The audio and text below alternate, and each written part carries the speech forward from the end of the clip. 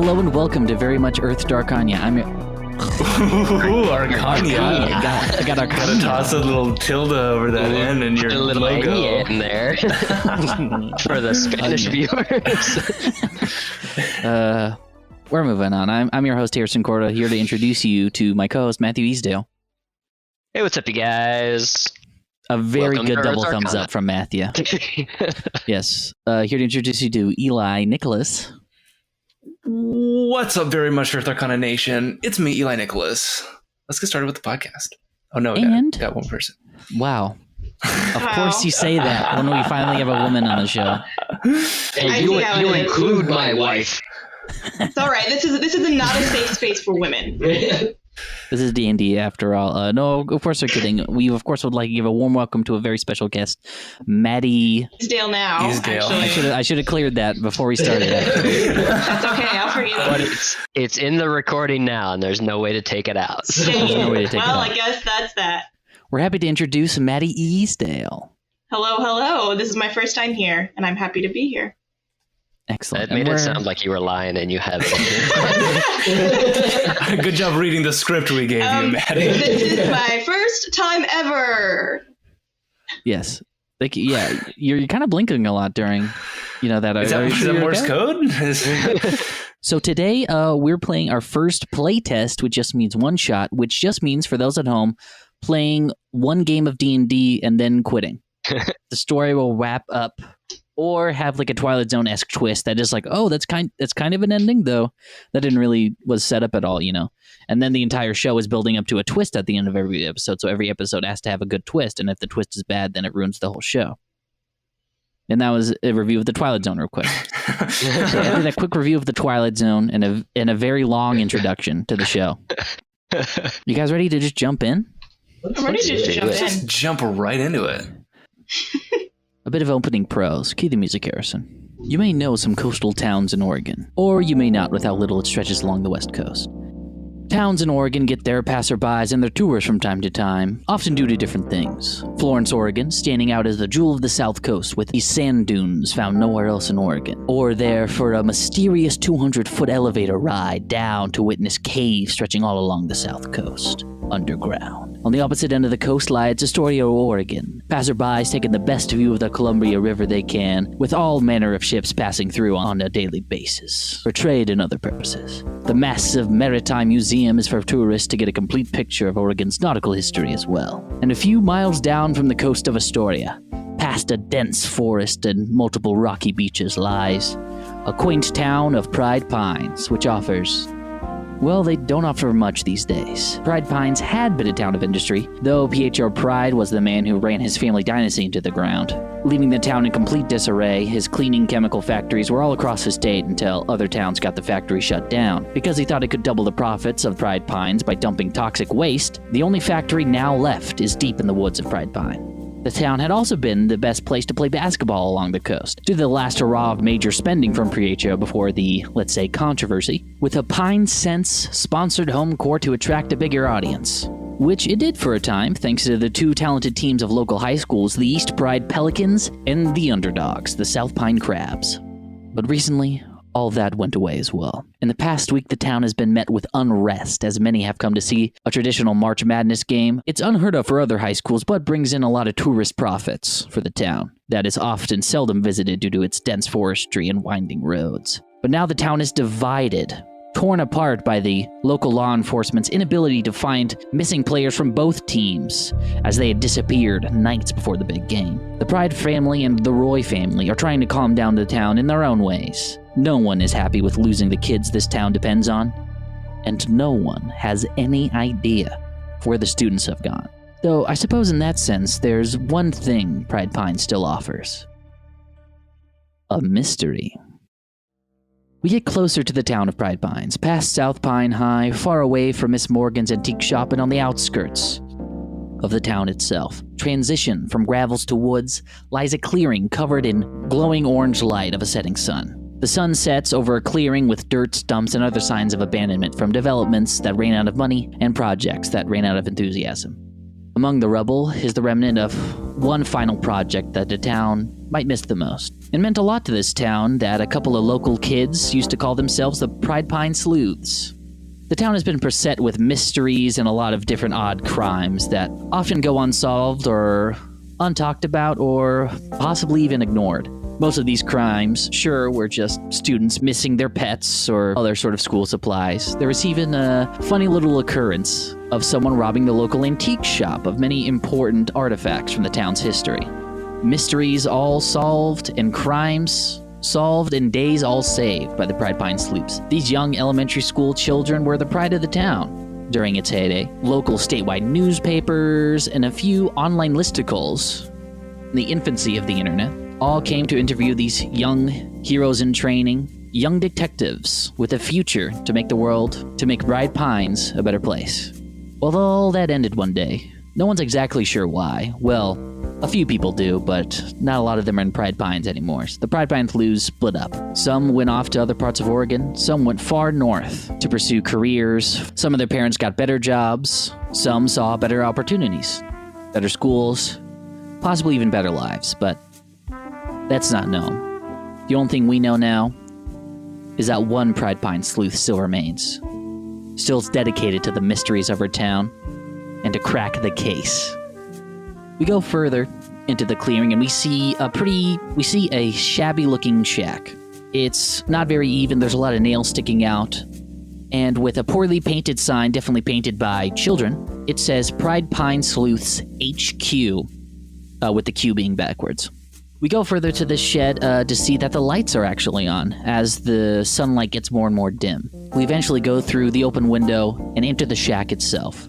It's dusty, sure, but definitely not abandoned. There's a lot of things set askew, a lot of empty cups, a lot of dishes not exactly cleaned, and a giant poster board with red string connected to the many mysteries of this town. Some things, like where the Pride Pines Sleuths have gone, what the Pride family did to those other towns with their factories, or why there's still one factory remaining to this day, and still in operation after the controversy.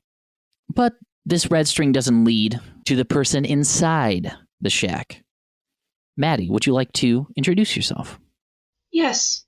My name is Holly Harmon, and I'm still the best sleuth in town, despite our unfavorable past. I'm here to record all the mysteries and the crimes that I'm very close to solving here in Pride Pines. What is Holly doing in this moment? Holly's at her typewriter, one that she's had for years, and she's recording all the new information in a very properly laid out literary sense, in that sense being in a book that she's currently publishing, copyright pending. However, she is dissecting the recent news of these missing players. Okay, you're typing away as you keep the loud clickety-clack of the keys go on as you type away until the roll of paper makes its end to the typewriter. You slink it back, continue typing. All the facts of the case as known yet. You know that the star players of both high school teams, the East Pride Pelicans and the South Pine Crabs, got in a bit of a tizzy at the local mom-and-pop shop, a diner on the other side of town. There was a pretty heated debate. A bit of peacocking from both quarterbacks got a little bit out of hand. So the owner of the diner, Danny Snow, shooed him away, got him out of the diner. Some say they saw them driving off the edge of town, probably towards the beach. Your typewriter hits the end of its roll. You click it back.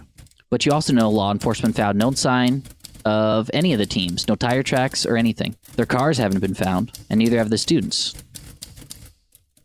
And there's one thing you know, is that it's odd how quiet the Pride family is and the Roy family is. Both of them had star players in the lineup, and both of them have tried to be neutral about this situation and calmed everybody down. To not scare away the tourists, they're downplaying the whole thing, saying that they're just playing hooky on their own ends and there's nothing to worry about. They probably just went to another town to cool off their heads.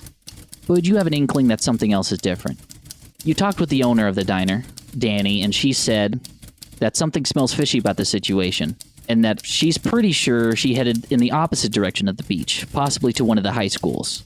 She's not sure which one, but you don't know yet. You're honestly not really sure how the whole social hierarchy of the football team work. You're kind of on your own for the past few years. You haven't really been social in high school. You've done your work, sure, but you've mainly waited in nature, hung out with your pets, and basically helped your mom just survive. You know, you've picked up the odd job here or there at Pride Pines, though there's not a lot of work to get done here in town after the factory shut down a few months back. But you get the facts in the case, and the fact is, there's not a lot to go on. So you're kind of forced with either two options. One, drop the case, move on, just hope somebody else solves it for you.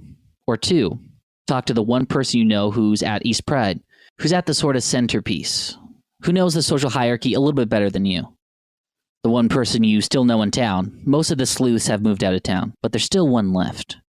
And you know that his shift is about to end at Miss Morgan's Antiques. I swore to protect this town at the ripe age of 7. I can't let them go now.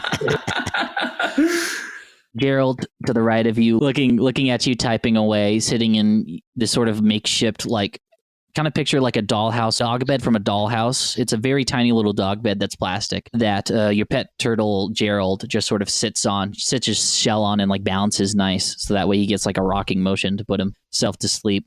And he basically grazes up a little bit to hear you. He falls asleep to the sound of your typewriter, but whenever you stop typing, he like wakes up and realizes something's a little bit different. So he looks at you and goes, "Rah," to your oath, to your conviction, as you talk out loud. All right, Fitz. It's time to go pay someone a visit. You file all your notes away, you grab your notepad and your pencil, and then you leave, because that's all a good sleuth needs. How do you get around town, Maddie? How does Holly get around town to get to her mysteries and get her clues all in order? What's her main mode of transportation? She's got a beautiful green bike that she zooms around town on because she cannot afford a car. And she also has failed her driver's license test 5 times.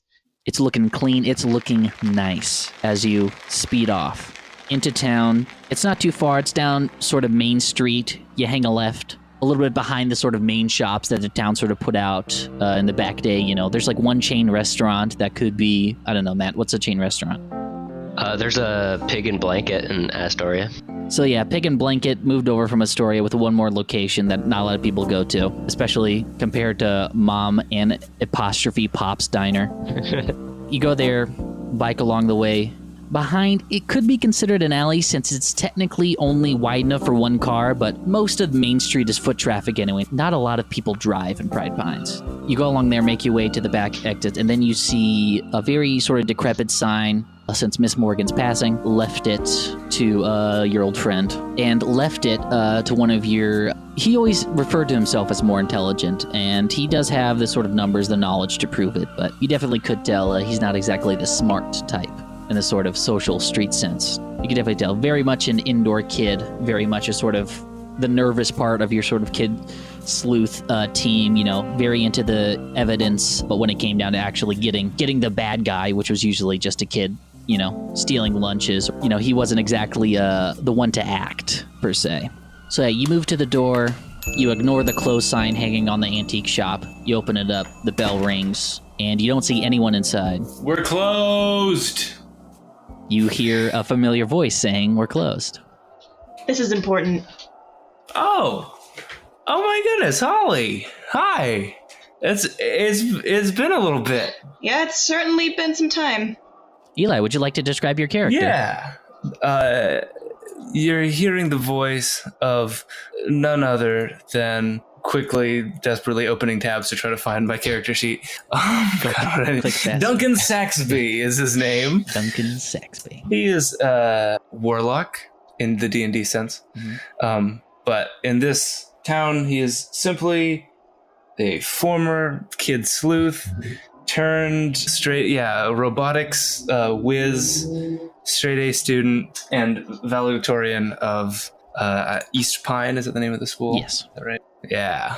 On track to be valedictorian of East Pine. Yes, pretty much a shoo-in, you know, senioritis kicked in a little bit, so you're pursuing personal projects.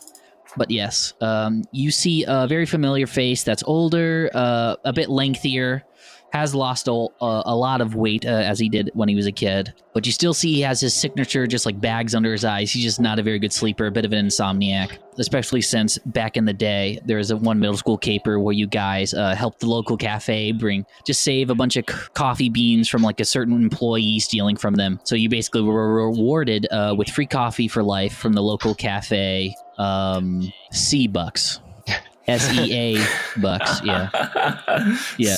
All right. Yeah, it's just like one of those kind of restaurants and like stores you see in like local towns where they just have completely like steal like a logo and change the color to like blue or something and just like get away with it because like no copyright No one's paying police attention. live in freaking Dallas, Oregon.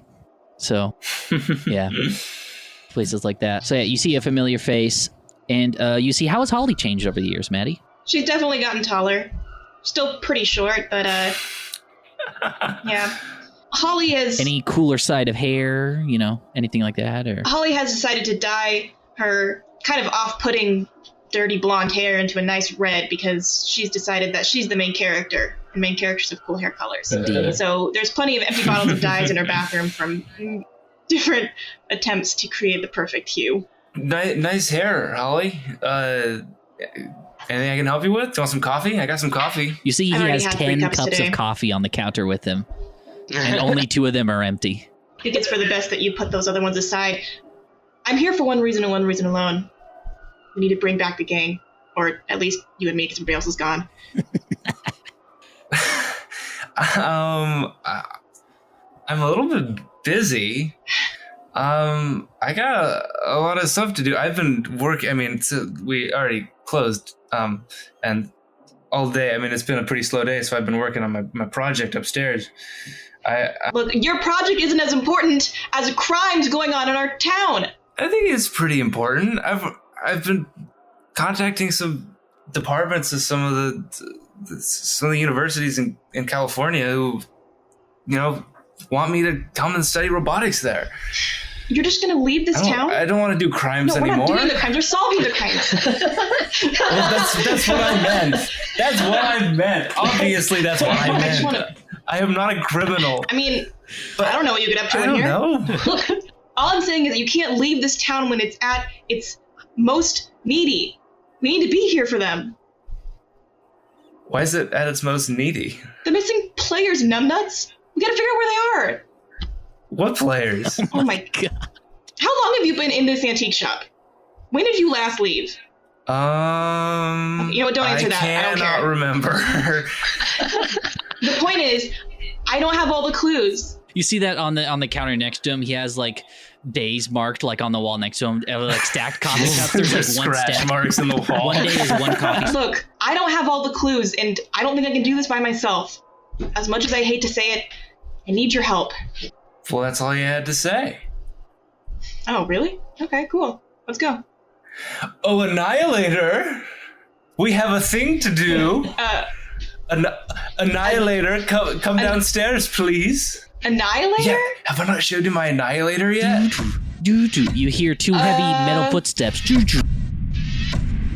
And then the power goes out in the entire shop. And then a loud noise as I power down and just slide down the stairs head first. Dust kicks off the ceiling fan and the ceiling light as the entire top floor shakes. Dang it. Annihilator, we practiced that entrance so many times. I wanted it to be so cool. When someone finally came in here and I could show you off, and you malfunction like this. I walk over and try to power on the Annihilator. You make a robot? Yes. He's called the Annihilator. Isn't he so cool? Sure. I am certain that this robot will be extremely useful in the solving of any and all crimes. Maddie, would you mind I need like a rolling? Windows soundboard. Yeah. As I boot back up. Maddie, would you care to roll an Arcana check for me? Yes. All right, let me see. That would be a 15. Okay, excellent. So as Eli calls the Annihilator down, the power goes out. Just like the very dim of this light of the setting sun going through like this sort of paper-covered windows, you see Matt's character, a full robot in a leather jacket and ripped jeans, tumble down the stairs. And as you get a good look, and as he falls down, you basically are shocked to see a full robot. It's just like a 7-foot-tall robot, absolutely massive. You look a little bit closer and just sort of see like one specific like problem with him. This metal is definitely taken from. It looks like the metals of his body are different colors, as in it's somehow Duncan has like melted things from the antique shop to make metals, and like basically forge them together. It's pretty impressive, like, forgemanship compared to anything. Definitely a lot of late hours dedicated to sort of crafting this thing. But you also see that has some sort of weird power source, and you can feel it with your magic. It's an you remember something cord. as you. Yeah, well. I haven't quite worked out the Okay, wireless part yet. He has to carry an extension cord everywhere he goes. So I bought this 500-foot extension cord. That's fine, because Proud Pines is only about 500 feet across. So Exactly. Yeah, you remember the feeling you got when you first entered this magic shop, or at least when you first entered this magic shop, successfully returning things to Miss Morgan, a very kind old woman running the antique shop, and letting every sort of sleuth that solved the case of the missing antiques to keep one antique. All you kids sort of picked out different items from this antique shop that turned out to be straight up magical, and that's how you found out magic existed. And now you are sort of attuned to like what magic is and like what magic is in nature. There's a few spots in Pride Pines that oddly have a sort of magic signature, but nothing as strongly as like a thing that is intentionally imbued with magic like you see before you. And you see that the magic that is imbued to it has a hard time connecting to the body itself, and you think maybe like a different type of magic, maybe like two different conflicting types of magic could sort of start like this cycle of just like momentum back and forth. Have you tried sticking something else in his little power spot? Like, like get a balance, antagonist, protagonist, good versus evil, like that. Yeah, positive, negative charges of magic is what you're kind of thinking here. I don't know. I mean, it could work. You just throw that in there. Okay. And what sort of magic item do you just sort of place in there, Maddie? What did you get from the antique shop just to get a little... I grabbed an old-fashioned looking quill. I figured it could help me with my writing, be a little more authentic. You very wisely quill. stick Right a in the metal ass. part of the quill into an electrical socket, but you're holding the feathers, so it's fine. And sparks fly, and then like a wisp of like not only like electrical sparks because you're sticking metal in a socket that just got unplugged, but you also see a few different kind of like pure red sparks, just like magical fire getting. You hear a little. And you start to hear this bubbling liquid as you see inside, past the sort of metal plating of this thing. There are like these sort of plastic and glass tubes filled with like this strange brown liquid that's just like bubbling and boiling right now. That is coffee. It's a brown liquid that's coffee Right. from now on. Okay, sure. It sounded a little worrisome in the initial description, but it is coffee. It is caffeine. It's a different kind of biofuel. It is just gallons of coffee going throughout this robot, and as it comes to life, Matt, would you please introduce your character? All right. More than we've already kind of spoiled what kind of a character you are. So I am the Annihilator, not to be confused with the Terminator for copyright reasons.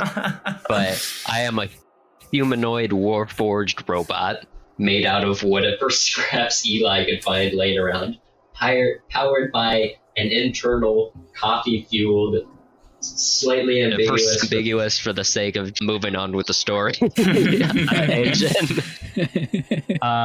And I'm a paladin with a defensive fighting stance, so this is like a Terminator 2 type situation where I am here to protect Eli and serve Eli, because that's what all the ones and zeros in my robot head are telling me. Exactly.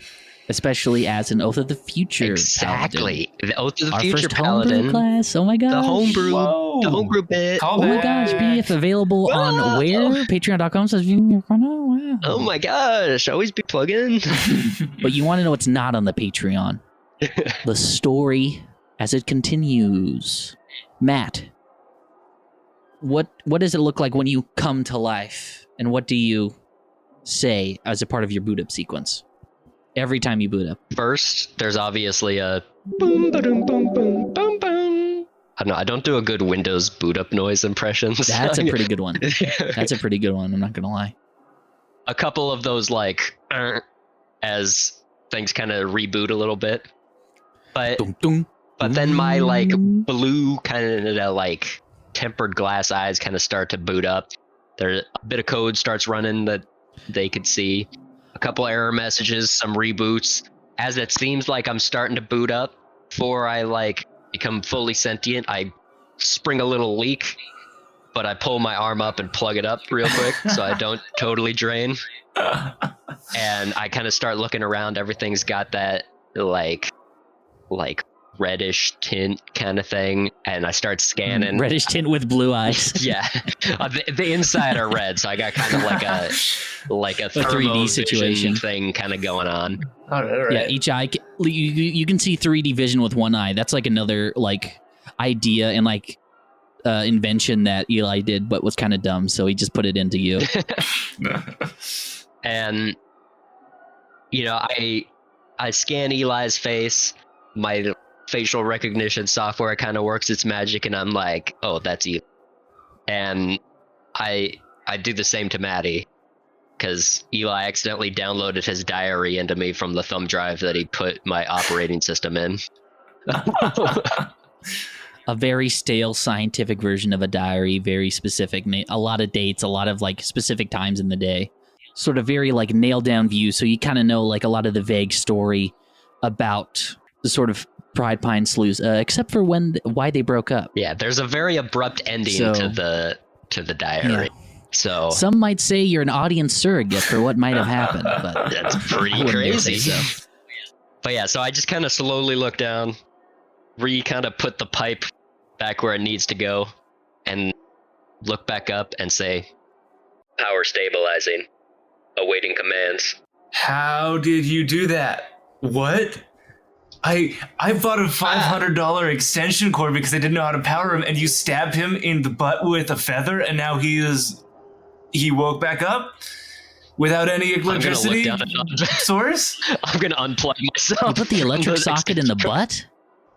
That's put the socket in the butt. That's some Astro Boy shit. What? Why am I getting attacked for this? That's kind of weird. I'm going to be honest with you. That's a weird choice to make. This was purely. The other things had to go other places. I couldn't. There's no other spot to put the outlet. You guys. I don't know why I'm catching so much flack for this. Anyway, none of this matters. What did you do? Why does he not require an electricity source now? I don't know. I mean, I just felt like the energies were off. Sometimes, as a writer, you just know what the story needs. Gerald nods on your shoulder. Can I make a investigation check or something to see if I can figure out, or a perception check to scan myself? That's an insight check. Roll an insight check. Insight check. All right. Yeah, you can roll. Nat 20. You can roll intelligence too. Oh my god. Yeah. You realize that all you needed was a real jumpstart, and you realize that all of the Pride Pines Sleuths magic is connected, and a lot of it is different parts to the same whole. You realize that this antique shop in general is like filled with a lot of very strange magics from all sorts of different walks of life, all different sort of locations, continents, time periods, and all of it kind of empowers each other with how different it is and accounts for different sort of things. You know, you can tell that Maddie's magic, for example, is like very much of nature, of the balance of things between like, you know, life and non-living material, and using like natural resources in moderation and giving back to the planet whatever you do use. And Eli's magic is is definitely coming from a dark place, a more sort of cosmic, sort of eldritch kind of cosmic brew of a lot of strange, like different sort of cosmic, like space-like things as a warlock. But he still is very much focused of the mind, and where the idea, a very heady concept of, you know, the cosmic reality and the infinite cosmos kind of lies in someone's head. And like how every human kind of like has that like instinctively, but doesn't really like access it at all, except for like Eli in a sense. So yeah, all nat 20s, a very heady answer for not a lot of info. I'm gonna like stand up and say, running diagnostic check. And you just kind of hear a like dial-up internet sound for a little bit while it runs. Yeah. And then everything I just had from your AI. The philosophy of magic itself. I like move my arms and legs a little bit, scan the room and stuff, and repeat what you just said, but in a robot voice. I Wow. That is deep, didn't son. I mean, program any of that. How to get that was very philosophical. I've tapped into the mainframe. And the first place I landed was Tumblr. I don't know what you did to my robot, Holly, but it is incredible. Yeah. You hear a little like ding notification sound, and it's just like 15 reblogs. I'm gonna be honest. I'm already famous on Tumblr. Dude, I'm gonna be honest. I just took a shot and tried something random, and it just happened to work. So I don't know what to tell you. All right. Well, it seems I might have more to learn than I thought about robotics. Anyway, tell me more about these basketball players. What is going on? Also, on a Nat 20, Matt, you see the future. I should have said that. That should be like a homebrew thing. Yeah, you see the future a little bit, and you see a strange man walking around with his hand in his pocket, looking around the corner for danger at the local high school, East Pride. Do I see like any like discernible features or anything? He has a very sort of scraggly goatee, pretty like chestnut brown hair with a lot of gray at the ends. He's definitely like a graying older man. You can tell by the look on his face and the bags under his eyes, he's in a dead end job. What was in this quill? He can see the future now? What? I have a pretty OP robot. I'm pretty happy with this. Anyway, what's going on with these basketball players, Holly? Let's get to the bottom of this. I'll give you the short of it because we don't have much time, I don't think. I'll be honest, I don't really know. But what's important is that players from both teams got into a little bit of a tussle at Mom and Pop's, and they went to go settle it, and nobody's seen them since. Okay. I really don't have much to go off here. Do either of you know a man with a goatee who works a dead-end job and would be at East High for some? No. I mean, my dad has a goatee. I don't know if he works a dead-end job, but I don't know why he would be at East High. Matt, you have a full family album. You know that it's not Eli's Thank God. father. That's a negative on your father. But you go look in further family albums. Eli, how much family do you have in town? A whole lot. My family's lived in Pride Pines for a long time. That's your uncle, dude. My uncle? That's your uncle, bro. Matt, you have a companion mobile app on your BlackBerry. This is set in 2006, by the way. We'll just define that here. Can I like print out a picture? Yeah, you open your mouth wide, very wide, like Stitch, and you just have like a Xerox machine. At least that wasn't in your butt, so. I pull that out and point to the uncle on the picture and go, "It was him." That's my uncle. Eli. The uncle in that picture is my uncle. It's your uncle Reggie.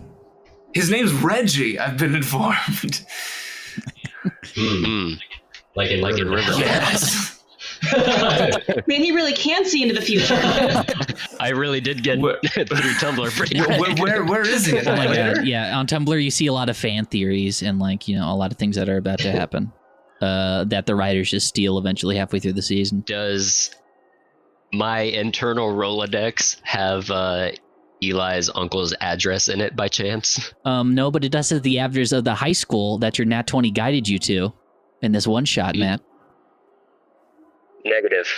But I suggest going to the high school to look for clues. Okay, wait, I have to stop us here because I'm a little bit concerned of the fact that you named him the Annihilator. Yeah. Does that have anything to do with... I didn't put a printer in his mouth or make him be able to be powered wirelessly, so a lot of this is your fault. I just made a battle bot. That's all I did. And I thought that was pretty cool. But now he's doing some pretty strange things. Eli? But honestly, I'm pretty impressed. Eli, feel free to roll an insight check for me. I'm going to roll an insight check. I'm going to do that. Just as long as he doesn't annihilate us. 15. Okay, on a 15, you've realized you've blacked out for some time in between 1 week and 3 months. And all the while you go back through these sort of black periods, you hear a strange sort of eldritch tongue at the back of your head. And and the cost of boiling coffee brewing. And then looking back on the past 3 months of your life. Or it could be 1 week, couldn't be that. Doesn't have to be that big of a deal. That was weird. Let's go to the high school. Okay. I don't I don't know what's going on. I think I need some coffee. I'm gonna roll a coffee check. Coffee check. Yeah, I got a nat 20. Nat 20 on my coffee Nat check. 20 on a coffee check. Yeah, so Honestly, that's you're calming me down a crashing little bit, I guess. Honestly, with this realization, actually, you stopped twitching for a second, and then you realize, oh, I need more coffee. And you're completely twitching again. You're really awake. You're really like energetic and This like is weird. polite again. And on that nat 20, I'll say have. I'm gonna roll a d4. Have 3 temporary hit points. Dope. When you're That's a good absolutely word, Libby. wired, you're indestructible. I'm quite wired now. Okay, you're absolutely wired, and you absolutely go out to your bike. You see Eli goes out, has an identical green bike. No, I I'm don't. only kidding. I have a one wheel. I built it. It's 2006, so those didn't exist yet. I just built one. You have a one wheel that's just like a crank. It's basically like you stand on one wheel and then Matt pushes you along as he runs next to you at like the sort of speed of a bicycle. So you guys move like 50 feet is like a horse speed probably. Sure. So you move 50 feet at a time. It's dark now. It's night. You see not a lot of people are out and like not a lot of shops are open because of like the sort of like protesting and sort of unrest in front of like City Hall. You see along at like the sort of center of Main Street. A few dozen feet away from you, you're able to avoid the crowd unless you guys want to go and investigate. Nah. But you see the crowd of just sort of like trying to get to the just like. We're kids. It's kind of like the background. Investigate things. Bah, we'll walk right by them. So yeah, you bike along. Matt just sort of runs at top speed. Oh, Matt, I almost forgot. You have a magical item, right? I do. It's the hat of disguise. Yes. So because it'd be weird to see a robot walking around, only in 2006. Now it'd probably be okay. But yeah. So basically, Matt takes out a baseball cap, puts it on, and then magic sort of like. Just magic shimmers goes off, and do. You have sunglasses as well. So you have a baseball cap and sunglasses as you hide from human sight and appear to be human. And that works despite the fact that all of my skin is metal. Exactly. And you smell like metal and oil. And you smell like burning coffee 24/7. And we're all fine as we move on to East Pride High School. This is a little bit higher up. This is in a higher elevation with the rest of the town. The town of East Pride itself kind of starts on like more of a mountainous, foresty terrain and generally slopes down and then has a pretty sort of sharp cliff face sort of surrounding the town, while the sort of center of town, Main Street, and a few other different sort of restaurants. Like behind City Hall, there's like a pretty gradual decline to the beach. You know, it's like a beach in Oregon. You know, there's a lot of sticks, there's a lot of rocks and twigs, and like the sand isn't exactly, you know, a nice sort of pristine photo ready yellow. You know, it's just a normal, just sort of brown and gray sand. But it's a pretty nice spot in the summer. In the spring, it's still a little bit rainy, a little bit overcast. Can I roll some sort of check to see if I can find my uncle? Okay, yeah, sure. As soon as you get there, you make it to Eastbound High, a very just sort of very tall, sleek-looking. It definitely looks like very recently constructed, like in the sort of 90s, or when Pietro Pride was in high school. He went to this very nice, swanky, just sort of nice side of town high school. There's like 3 stories, very nice red roof that sort of tops the entire complex. It's in this like sort of cross formation, so that way it's not exactly as nice as the new stadium that was built just a few short years ago after you guys already disbanded as the Pride Pines Sleuths. But it still is a plenty open spots. Basketball is just the sort of main thing you get to do. You either go to the diner or you either play basketball on one of the courts and just practice in the bad weather. Do we see my uncle anywhere? Make a perception check. Make one too. Nat 1. I rolled a 22. Oh my god. So Eli, you just see the lights on in the gym. The gym is open for like about 2 or 3 more hours. For some reason, another mysterious thing about this whole situation is that there's not reduced times for the normal basketball team. There really is. I get that with a nat 1? Hell yeah. I'll take it. We'll say like all the sort of odd things that stand out just go directly into Maddie's head and like into her notebook. As you're jotting down in your notebook, but yeah, your eyes just sort of, you close your notebook, you put it away, and you see, just in that moment, everybody else misses it, but you see a flashlight just sort of graze along a hall of windows on the second floor, on the sort of left wing. Wait. Of the school, and then get back down into the ground. Just a flashlight. Did you guys see that upstairs? Grazes the windows. What's a flashlight? I didn't see anything. I rolled an @1. Negative. I was looking at the car license plates. Okay, can we get up there somehow? I'm gonna try the front door and try to get in. I don't have any keys. Okay, you try the front door. It is locked. There's an open gymnasium door on the other side of the right wing. On the other side, on the other wing, let's say. I could break in the door. Maybe we should wait and take breaking and entering. I love it. No. Annihilator, break in the door. I feel like that should be our last. Like you said, we're not doing crime. Or actually, you could just make a full attack, actually. Sorry, Holly. He does what full I attack. say. All right, let me roll for the... You literally said that we weren't the ones doing crimes here. Fine. Annihilator, don't bash down the door. I'm like Mid-swing. about to... All right, Annihilator, put the door back together. Fix it. We're going to go in the gym and talk to some of these basketball people. All right, I rolled... Just for curiosity. I rolled a 17. Yikes. Yeah. So I just take the entire door off the wall and then try and like put it back. Yeah, it doesn't trigger any alarms because the door and the parts that were connected to alarm are completely just splintered and obliterated.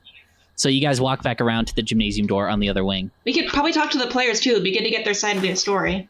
That's what I was thinking. Yeah, you definitely hear some players. We don't really know playing, anything yeah. about the disagreement between the players, but maybe some of these people know what's going on. I mean, the diner was pretty busy. Somebody that could night, have seen so it or overheard You something. gotta know. Affirmative. Modulating voice to blend in with athletes. Oh no. Hey bro, what's up? You guys see anything? Matt, yeah, turns his hat backwards, comes in, loudly, just a loud echo throughout the gymnasium hall. As all these sort of basketball players stop, you see both are wearing jerseys from both sides of the team on this sort of event. Both teams are sort of playing together in sort of solidarity.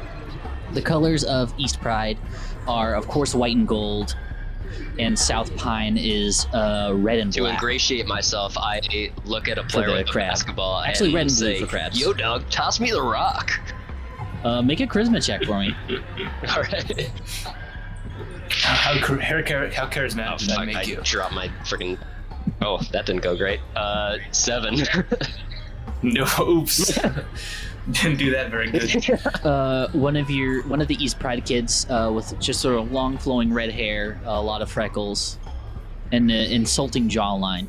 That is quite good, despite his unearned status. He goes, we're choosing teams again in a bit. You could try then. We're very team-based here. Hell yeah, bro! I vibe with that. Did anybody here happen to see what happened the night the players went missing, or could have any useful information for getting them back? The jazz music stops, like a ball just sort of bounces off the court, and it just like you see one of the South Pines guys goes, "Well, that's kind of hard to say. I don't know if we can exactly trust you." East Pride goes, "Yes, exactly. We're trying to take our minds off this horrid events happening to our school by having a nice, friendly, chivalrous game of basketball. I don't know if I could dig into such dark recesses of my memory for such some random hermit. Who are you again?" Have you ever heard of the Pride Pines Sleuths? Maybe? Best crime solvers in town? Yeah. Punks? I mean, there's like Okay, you know one newspaper article in like the trophy stand where we have all our basketball trophies. How about this? If we beat you in a game of basketball, will you tell us what you know about the missing basketball players? Yeah, sure. Oh yeah, bro! I love basketball. Let's do it. Oh boy. No, Holly, it's gonna be fine. We have the Annihilator. Okay. As we kind of take like our positions, I bend over to Eli and say, "Call me Kyle. That'll help me blend in." Got it, Annihilator. I'll call you Kyle. Affirmative. Wink, wink. Yo guys, you ready for some basketball? Hell yeah, Kyle. All right, let's just get this Okay, over with. everybody roll athletics checks. Despite having a -1, I rolled an 18. Oh my god, I rolled a 16. Oh man, that That's sucks. better than me with my +5. Did not expect that. I got a 14. I'll roll for your guys' team to see if there's like a last shot you guys have to do. Holy shit. Your teams were really well. They didn't notice you play like that good at all. Because they also played pretty poorly, so they were pretty concerned. Just like, you guys are pretty good, but let's prove it a little bit. Let's do a little one-on-one. I choose, and then he looks at Kyle. Yes. Yes. Bro, I'm down for a little bit of horse. Let's see how you do with a full court shot. Everybody gasps. And like and East Pride, without looking, shoots the ball. rolls a 15. And just sort of like kind of sinks it in, it's like a little bit up in the air, quote unquote. But yeah, it's definitely not completely like mind blowing. Matt, roll an athletics check for me. I rolled a 9. What do you add to it? Damn. 5. I rolled a 4. Yeah, you hit the backboard. Okay. At least I didn't break the backboard. Well, we'll give somebody else. What about you? They point to Holly, just like you want to give it a go. I mean, This is a little bad. I don't mean to clown on my boy Kyle, but rules are rules. Only one of you can make one shot. all right, I'll give it a shot. Yeah, so we're gonna do another full course shot. South Pond guy gets a 9 plus 3. Nat 20! Oh my god. Hey! Yeah. Holly, you look at him, you just sort of scoff, bat the ball out of his hand, bounces off the bleachers, bounces off East Pride kid's head. Ooh. And nothing but net after the many sort of hijinks that sort of do that. And everyone loses their mind, goes crazy. One guy's recording it on a 4 pixel by 4 pixel grid on his BlackBerry. Everyone's going absolutely wild. You think that only boys play basketball? East Pine? Or Pride? What's that school called? East Pride? Most of the East Pride Pride. basketball team is girls. Oh, yeah. Still, girl power.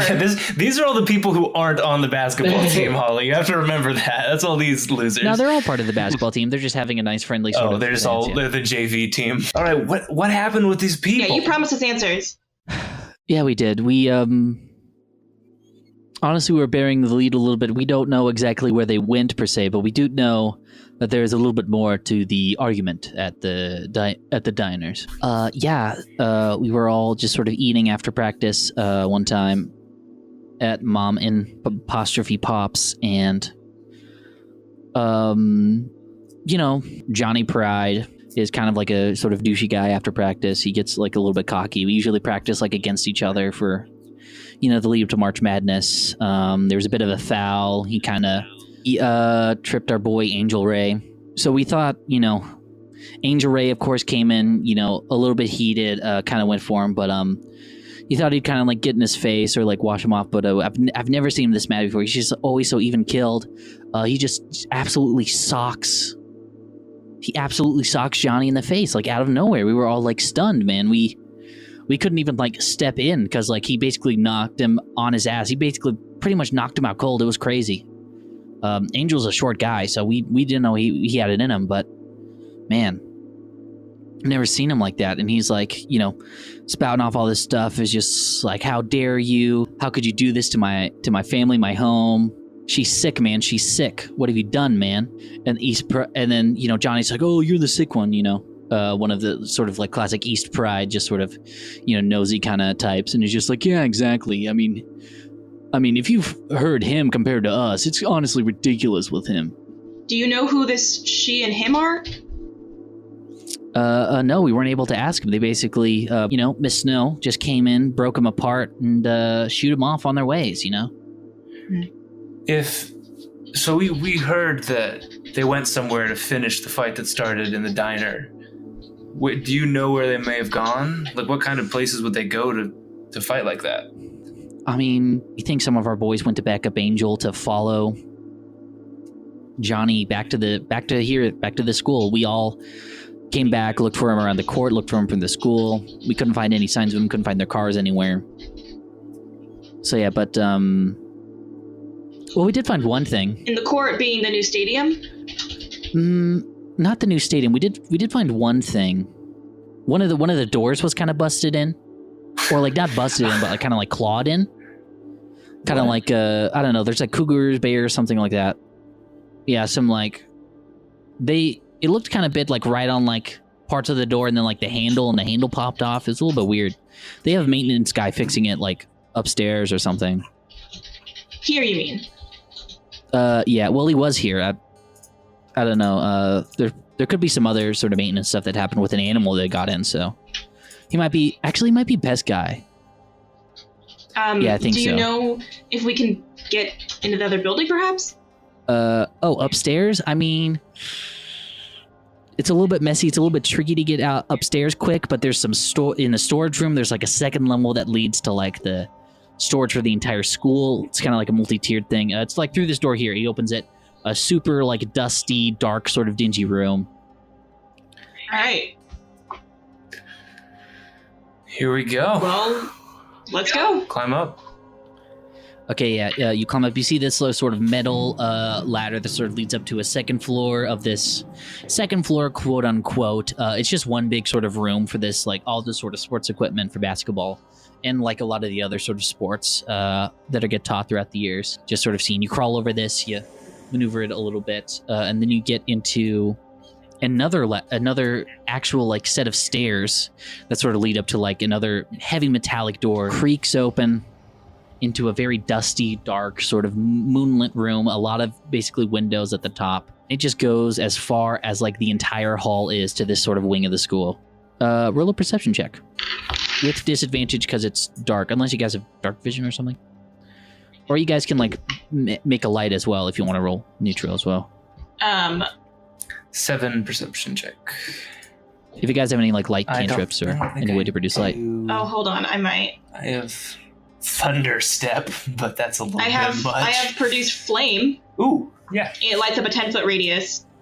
Yeah, you see the school play has like a few different torches and like a lot of sort of things. So you grab a prop torch, light it up. In the sort of 10-foot radius, you see just a lot of like, it kind of looks like a lot. It looks a lot like the antique shop, you know. A lot of dust. Everything's just sort of covered in different tarps since the school plays. Funding got a little bit tight for the school plays, so there's only about one show a year now. For most of you, you see a single footprint in the sort of dusty floor next to you. But Maddie, you also hear something scurrying away behind something as well. And you see the footprint, and it's just like a normal, a normal boot print, size like 12 foot, pretty big dude. I'll scan the footprint for clues. Yeah, do an investigation check, I guess. Ooh, an unnatural 20. Okay. So investigation check, the boot. You recognize, you don't see any footprints around it. You're investigating it very well. You definitely recognize it as the man you're looking for, based on like, it was a very cinematic shot of the future, starts with the boots walking, thudding along, and then basically pans up to like, sort of like blue jeans, a sort of bright blue jacket with Pine Scent logo on the jacket. Right, yeah. I turn around and report. Size 12 Carhartt boots, same ones I saw in the vision. Your uncle and we'll was say here. You could sort of track the boot as well. You can tell that the boots don't step anywhere else. They're there. And then you can tell by the way the dust sort of has accumulated inside the boot as well, that whatever made this footprint jumped into the air. Whatever and made scurried this into the footprint rafters. jumped into the air. And you look up at the rafters. The light barely reaches the rafters. You don't see anything, but you hear more scurrying as you put the light towards it and are aware of this creature. Perception check. We gotta get up there. Annihilator, you're 7 foot tall. Boost me up there. Affirmative. Yeah, roll a athletics check for me. All right. And Maddie, roll acrobatics or a dexterity saving throw. Or, yeah. With acrobatics, I have 17. I got a 17 for athletic. Okay, you guys are perfectly in sync. You basically get ready, have a very mechanical, just sort of, as you basically spring load your shoulders. Maddie hops on, lifts into the air, and jumps off, and you see and you're still holding the torch, right? Mm-hmm. You jump into the air, land on the rafter, unsettles the dust, and you see the footprints leading to the man you're looking for. He's curled in the corner, hand in the pocket, and has this strange in the torch's light. You see he has these sort of strange eyes, like a rodent, kind of like it sort of reflects the light in a much higher opacity, like a cat would in the dark. You see very unnatural eyes, just sort of looking back at you as he hisses and pulls a gun on you. Roll initiative. I rolled 14. Wait, does he actually? as well. Oh my lord, that was a joke. All right, 11. He's got rabies and a gun. Rabies and a gun. Oh no. Now, he got a 14 as well, but ties always go to the player. So, Holly, you're the first person up. All right. Let me see. I was not prepared to actually start fighting somebody, let alone with a gun. All right. I am going. So how far up are we? Just out of curiosity. I'll say on easily getting up on a 17. You're about like 12 feet in the air, full story. Like basically the difference between basically the room he started out in, where it's just like an elevated platform on the same sort of floor. You're about like 14 feet in the air, so there'll be some falling damage when you get down, but not a ton. What if I catch her? I'll let Matt roll a strength saving throw instead of you doing a dexterity saving throw to reduce the damage. I'm going to cast Entangle because it reaches up to 20 feet. Whoa. So I'm going to try and get him tangled up and not get... Dex save? No, strength. Strength saving, okay. He has a pretty good strength, so we'll see how it goes. That's a nat 1. Yeah, this very frightening monster man hisses at you very threateningly, and you instantly capture him, and he has no chance of having an actual encounter. Way to go, gang. Good work. So it does say that a creature restrained by the plant can use its action to make a strength check against your spell save. Yeah, so that's basically every turn. So he's the only enemy you're facing in initiative. So, yeah, basically, I'll say after every question that you guys ask it or interrogate this man, Okay. you are all... He's going to make a strength saving throw. Okay. And it is Eli's uncle, yeah? Yeah, it's him. Is that my uncle up there? Yep, that's him. Is that what he sounds like normally? No, that was a joke. Oh, okay. He definitely is not a rat, usually. A rat man. Okay, can you understand us? He's going to make a strength saving throw after that question. Damn it. So that's a no. He rolls a Or at least 16. No. Yeah, that he Well, gets out. do I get a turn at some point? Well, what is his initiative? He has a 14 initiative, so... Oh, okay, he does go before me, dang. So, I also yeah, have a he- 14 initiative, though. Oh, so. Matt gets to go before me. He does his check, Okay, right? so you basically entangle him upside down. He falls down. I'll say he takes a little bit of damage on the fall down. Basically, you do the entangled spell, vines and various... You see, like, these sort of... The wood sort of scorches and alights the rest of the sort of room as, like, these sort of fiery vines just sort of core and grab him. He's like... "Ah." But then he breaks free instantly after that question, and he takes 4 damage. Oh, my gosh. Yeah, he takes 4 damage, and he's not doing entirely ideal. So yeah, he lands on the ground in front of... I'm going to roll a luck check. He rolls 15 feet away from Matt, so Matt, you have to use your movement to get to him. All right, I got 25 feet of movement. So I'm going to go for a grapple. A grapple. Okay, yeah, make a contested athletics. Beat a 4. I got a 15. God damn it, yeah. So he breaks free of the grapple, lands flat on his face, his spine kind of bends the wrong way. He gets back up. And you basically instantly grapple him. Matt, you have a question to ask him now before he... Why are you this creature? He demands it. He must get retribution. Oh, we can talk. Who is he? Well, you only get one question before he gets to do a strength save, right? Oh man. You see that after taking damage, he's like kind of like evened out a little bit. He can like see a little bit more clearly. It's his turn, so I'm gonna do another strength save. He's gonna do another contested athletics. That is a 13. I got a 17. He's gonna take an attack on you, so he's gonna try to shoot his gun at your foot with disadvantage. He's got an iron grip on that gun. He had a nat 20, but with disadvantage, he takes the 7. He only rolls a 10. Okay, that is below my armor class. Yeah, you hear a loud gunshot echo throughout this sort of attic storage space. You think guns can harm my robot?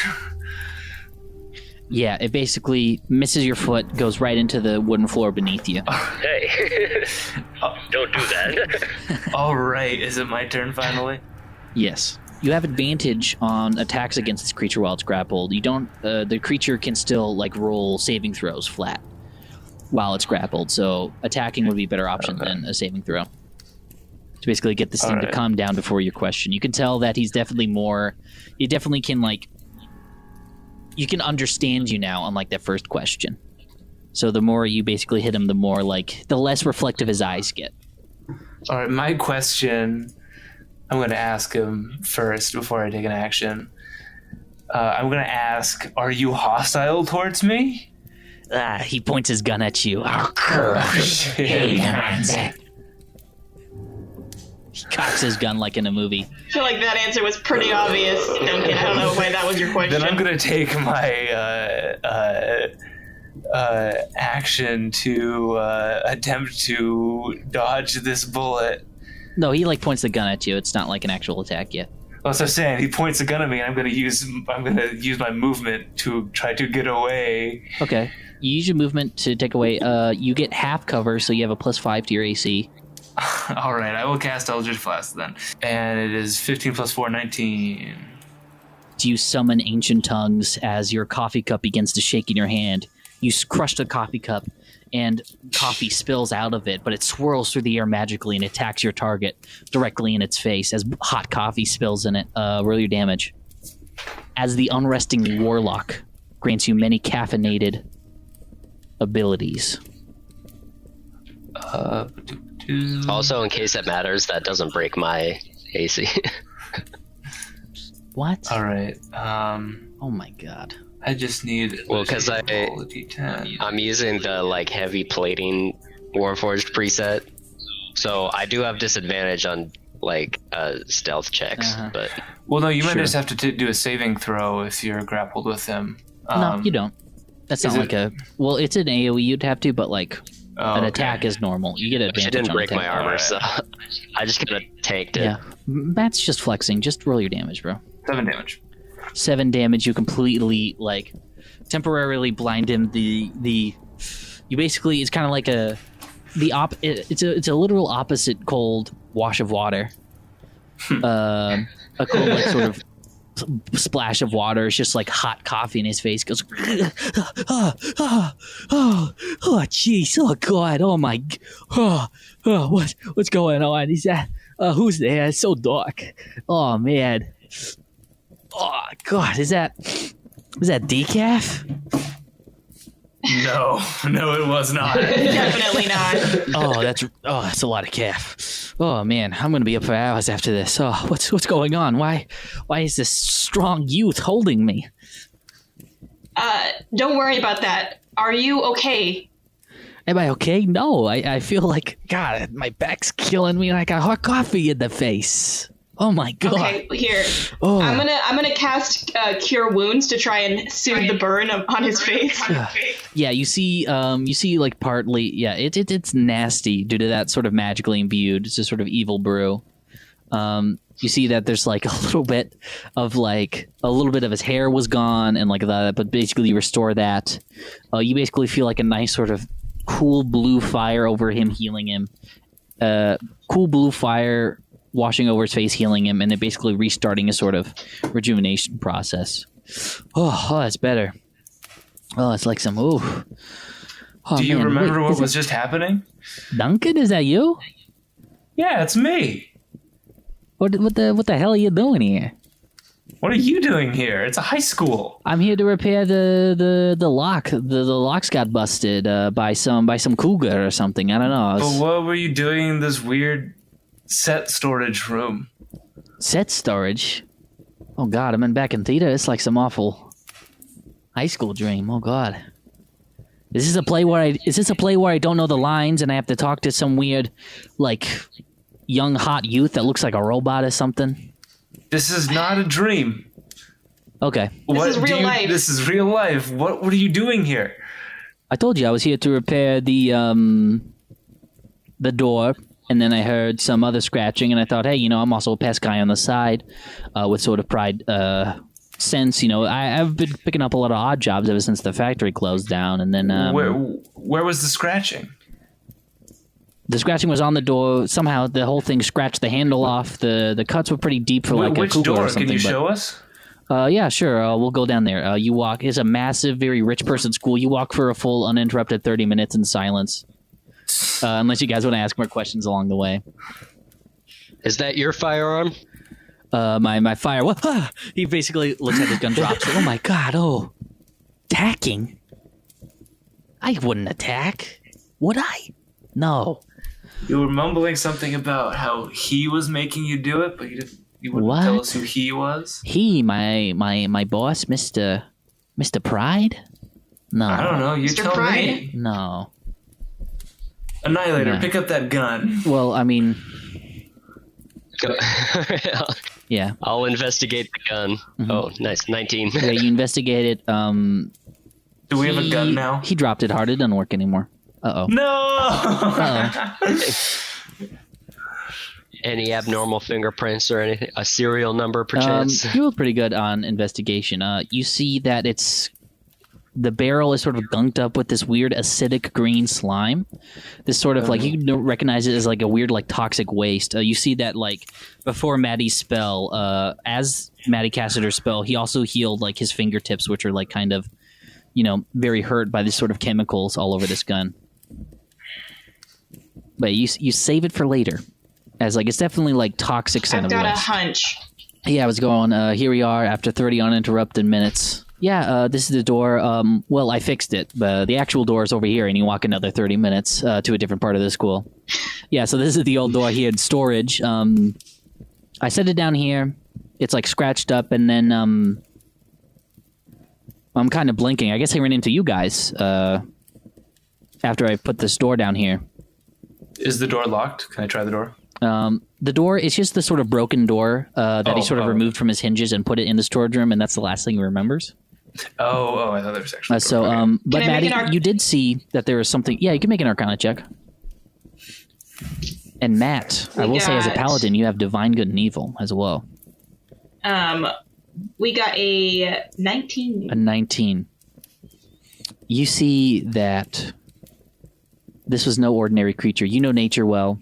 You probably could have rolled nature and gotten this as well, but this is definitely something demonic in nature. You sense like a strange sort of aura from it. Very unexpectedly, you're sensing a lot of like new magics that you haven't noticed before today. You see a lot of really strange sort of relics. You've seen...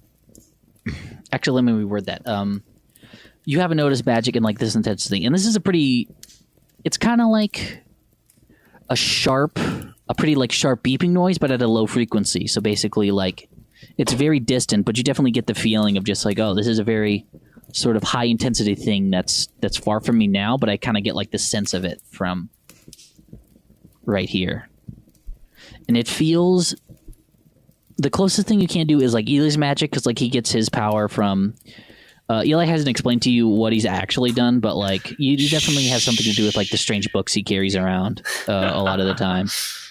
And yeah, you definitely see just like very dark, sharp grooves. And on a 19, you see that there is some more toxic waste. Like there's like evidence of toxic waste, like it got soaked into the wood and like damaged like the color of the wood. It's like a lot miscolored around the scratches as well. But that's non-magical. But you definitely get the feeling that like there's a very sort of swift and precision of like magically enchanted claws. Like you're Nobody get too close to the door. Can I investigate the toxic sludge, like on the gun and investigate stuff? the makeup of it. It's straight up. You read it you compare it with a database of a few different news articles. You go to the news site at the time. We'll call it Pride Pines Digital. The Pride Pines Publishing Digital did an expose on the factory and like what it does to wildlife and stuff. And you definitely feel like this sort of toxic waste of just like all this sort of left behind of the chemicals of like, you know, the dishwashing, you know, chemicals and like just sort of dish soap, shampoo, everything that the sort of pine scent factory produced definitely is of that makeup. And you can tell, with that's about all you can get. I've been looking into Pride Pines or Pride Scents for a while. This has got to be the same thing. I've been trying to connect the dots for so long. We got to go to that factory, the last one available. Sounds good to me. Affirmative. I'll look up the directions on Google Maps. You probably should make sure your uncle's cool, though, before we just ditch him. Uncle, you good? Yeah. I mean, I just clocked in for work a little bit, you know, just an average sort of Sunday night repairing, you know, whatever. You guys do know it's Thursday. You've been here since Sunday?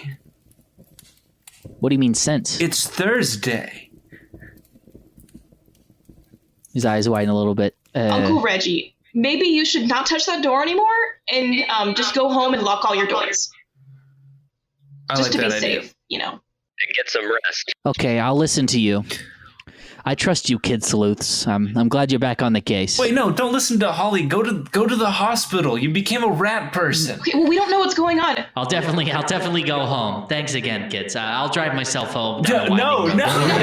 Uncle Reg, no. Look. Seek medical attention. Oh, he's gone. Damn it. All right, he left.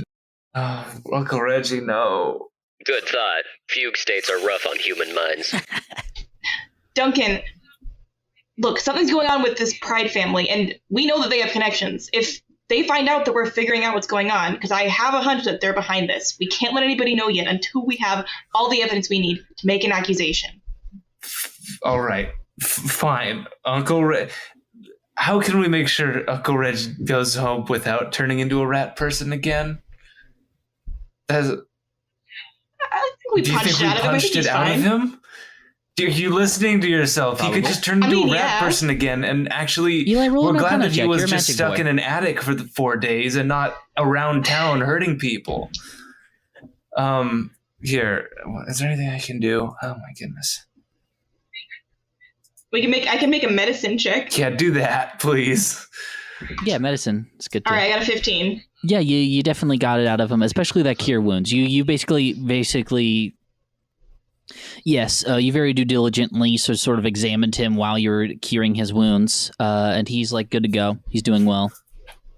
All right. He's honestly doing well for him, All right. and that's honestly great to hear.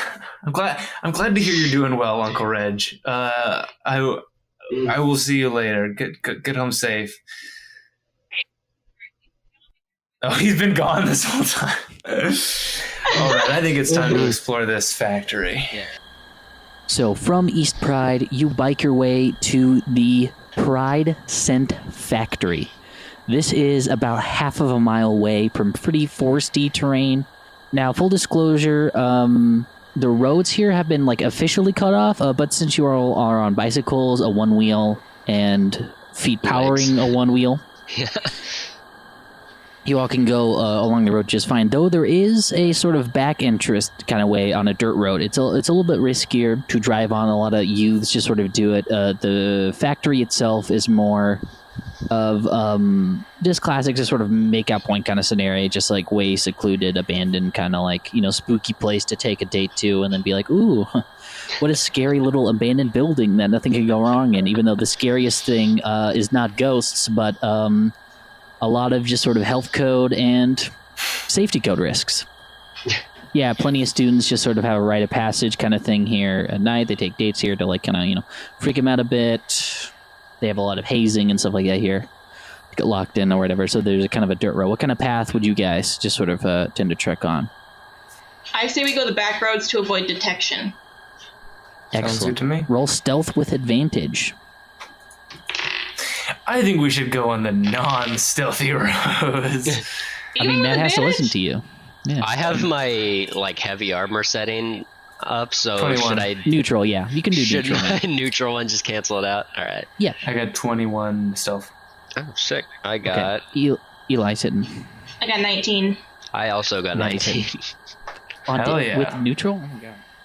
I'm rolling. You guys I'm are rolling stealth. high Only today. 2 of you guys needed to succeed on your stealth check, but yeah, you all safely glide along the back roads a little bit. Not really being able to do. This way is a little bit more dangerous because you guys have to do disadvantage on a perception check once you get there. So that was the little cost. That was a little trick on this fun little homebrewed encounter. Mhm. I got a 12. I have 13. Okay, I will say over a 10, you see the obvious thing of 2 students sitting completely still outside of the front doors. A very unsettling image. You don't see much else. You do see a few lights in the sort of basement windows. There's those sort of half windows you have right by the sort of ground floor. Yeah, you see some odd sort of flickering light there, as almost if lit by flame. Holly, do you see those 2 people out front? Yeah, what are What they do you wearing? I don't know. Do you think are they lookouts, guards? I'm wondering if On a they're missing perception, you're going to have to players. get a little closer to find out. All right, I want to move closer. They don't react to you as no matter how close you get on the successful really good stealth checks. You can go right up against them, and you can tell these 2 are cheerleaders that are from opposing sides of the team, standing completely motionless, staring ahead at the road. What's wrong with Weird. them? I wave a hand in front of one of their faces. They don't react. Can I make another Arcana check? Yeah, feel free to. Oh boy, nat 1. You can't tell anything, and it's just too dark to see anything. You probably I'm should gonna get some make light an on them or Arcana something. check. Okay. And I get a 22. You look into their eyes a little bit. You kind of move around them. Their eyes don't move at all. They remain pretty motionless, and they look normal in this sort of dark lighting. But if you get the moonlight just right, you see the same sort of reflective, kind of feline rodent kind of property as the eyes as your uncle had. He was a little bit more rabid. You see scratches on their elbows that look like a little bit sort of infected, has some sort of toxic waste to it. But they're definitely enchanted in a way to where on a 22 you could tell that if too much light hit their eyes, they basically would have gone off like your uncle. I was just about to say that. I wonder if light was the thing that set them off in the first place. Maybe we should keep any torches or flashlights down. Can I make a medicine check on them to get some more data to try and perceive upcoming threats? Yeah, you can give it a go. Alright. I got a 3. Alright, he forgot to code that into his You look systems. directly into the eye, and the lights of your eyes would trigger them. No, I'm kidding. Oh, fuck. Oh, shit. I'm kidding. You look at them, they don't seem too well. Or they seem okay Alright. because they're not reacting as any sort of sick person in your database. They're not Using showing my any signs of sickness. WebMD, my Google search to WebMD, I say They could be totally fine, or they could have cancer. I don't think they're either. I think both of those are wrong. I don't could think they be have anything in cancer, between and those. I don't think they're okay. Honestly, they're just chilling still, probably blazed out. Alright, well... Probably a little faded. Or the 2006 version of faded, where it's still illegal and wrong. That's fine. All right, well, it doesn't Duncan- look like they're going anywhere. Maybe we should just try and sneak behind them. Yeah, you can just fully go through the front doors there. Duncan puts a finger at his lips to say shush, and then sneaks along the side of the house to where the the basement side of the windows house. are to try to take a peek. Try to crack open a window. Give me a lock-picking check. You find no, just the to one look through the opening window window. to see what's going on first. I'll just look through. I Okay, might do lock the finger in a a second. normal perception check. Perception. Actually, with disadvantage, because as you get closer to the window, I'll give you this with degree. disadvantage. There's 16. it's musty and dirt. There's actual dirt on the windows that kind of makes it hard to see within this sort of. There is also multiple torchlights. You see a completely barren warehouse floor, and you said a 16 is what you rolled. 16. Yeah, it's with disadvantage. Jesus. and you see tombstones lit in this sort of. You see a lot of dirt. You see a lot of tombstones, like in the basement of this building. They definitely are misshapen. They're not. Yeah, it looks like you can't see too far into the darkness because there's only so much torchlight, but it looks like there's like rows and rows of tombstones, like a cemetery, in the basement of this factory. Which you fully know, like you live in this town. It's not a cemetery in the bottom of this factory, but that's what you see through the window. Do I see it too? Yes. Okay, I kind of have to like hyperventilate and get a little bit of flashbacks, but I'm like, okay, calm down. It's okay. All right, I try to pick open the window. Okay, yeah, give me a lockpicking check. You might have proficiency, you might not. I don't know. It's Dex plus proficiency if you have that. What are your items? It's sleight of hand plus proficiency if you're proficient in the tool. These two, I don't know if these tools do I. Wait, I don't think I can. I don't have these tools. You don't have any lockpicking tool? Honestly, I would allow a strength hit to pry the window open as well. I'll go for that. That's probably. Oh, here I have. You'd have to roll a stealth check instead of just doing a normal sleight of hand. Yeah, but I don't know if that's the best way. I might alert someone. I want to look through my spells real quick to see. Well, look at your equipment. You should have something. Backpack, parchment, ink pen. I'll let you use your pen if you take Okay, if you do a flat sleight of hand check. I feel like that's cheating. I'm not gonna. No, I'll make it harder with a pen. You might break your pen if you do it, but yeah, you have an ink pen. I'm gonna try to force the lock, so not break the window, but just try to force it open. Okay, well that's a strength. That's a strength check from you. Big strong Duncan boy. Saxby. Let's give it a go. It is a 9.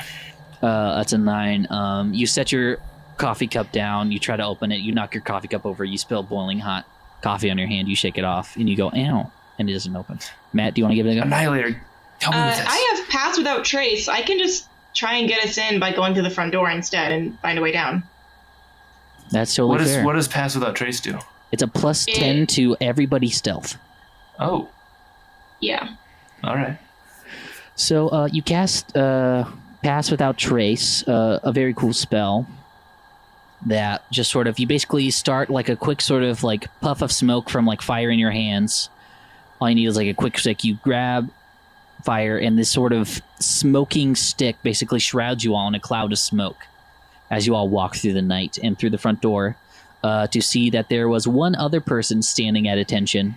This is one of the players, a very tall, threatening looking player with like sort of longish hair. Yeah, she would have absolutely tried to beat you guys up if their sort of light triggered it. But since you're not only in smoke and in shadow, I'll say you instantly pass and then can make a stealth check to go through the basement undetected. There's like a proper, this is sort of like an offloading ramp into the basement you can find.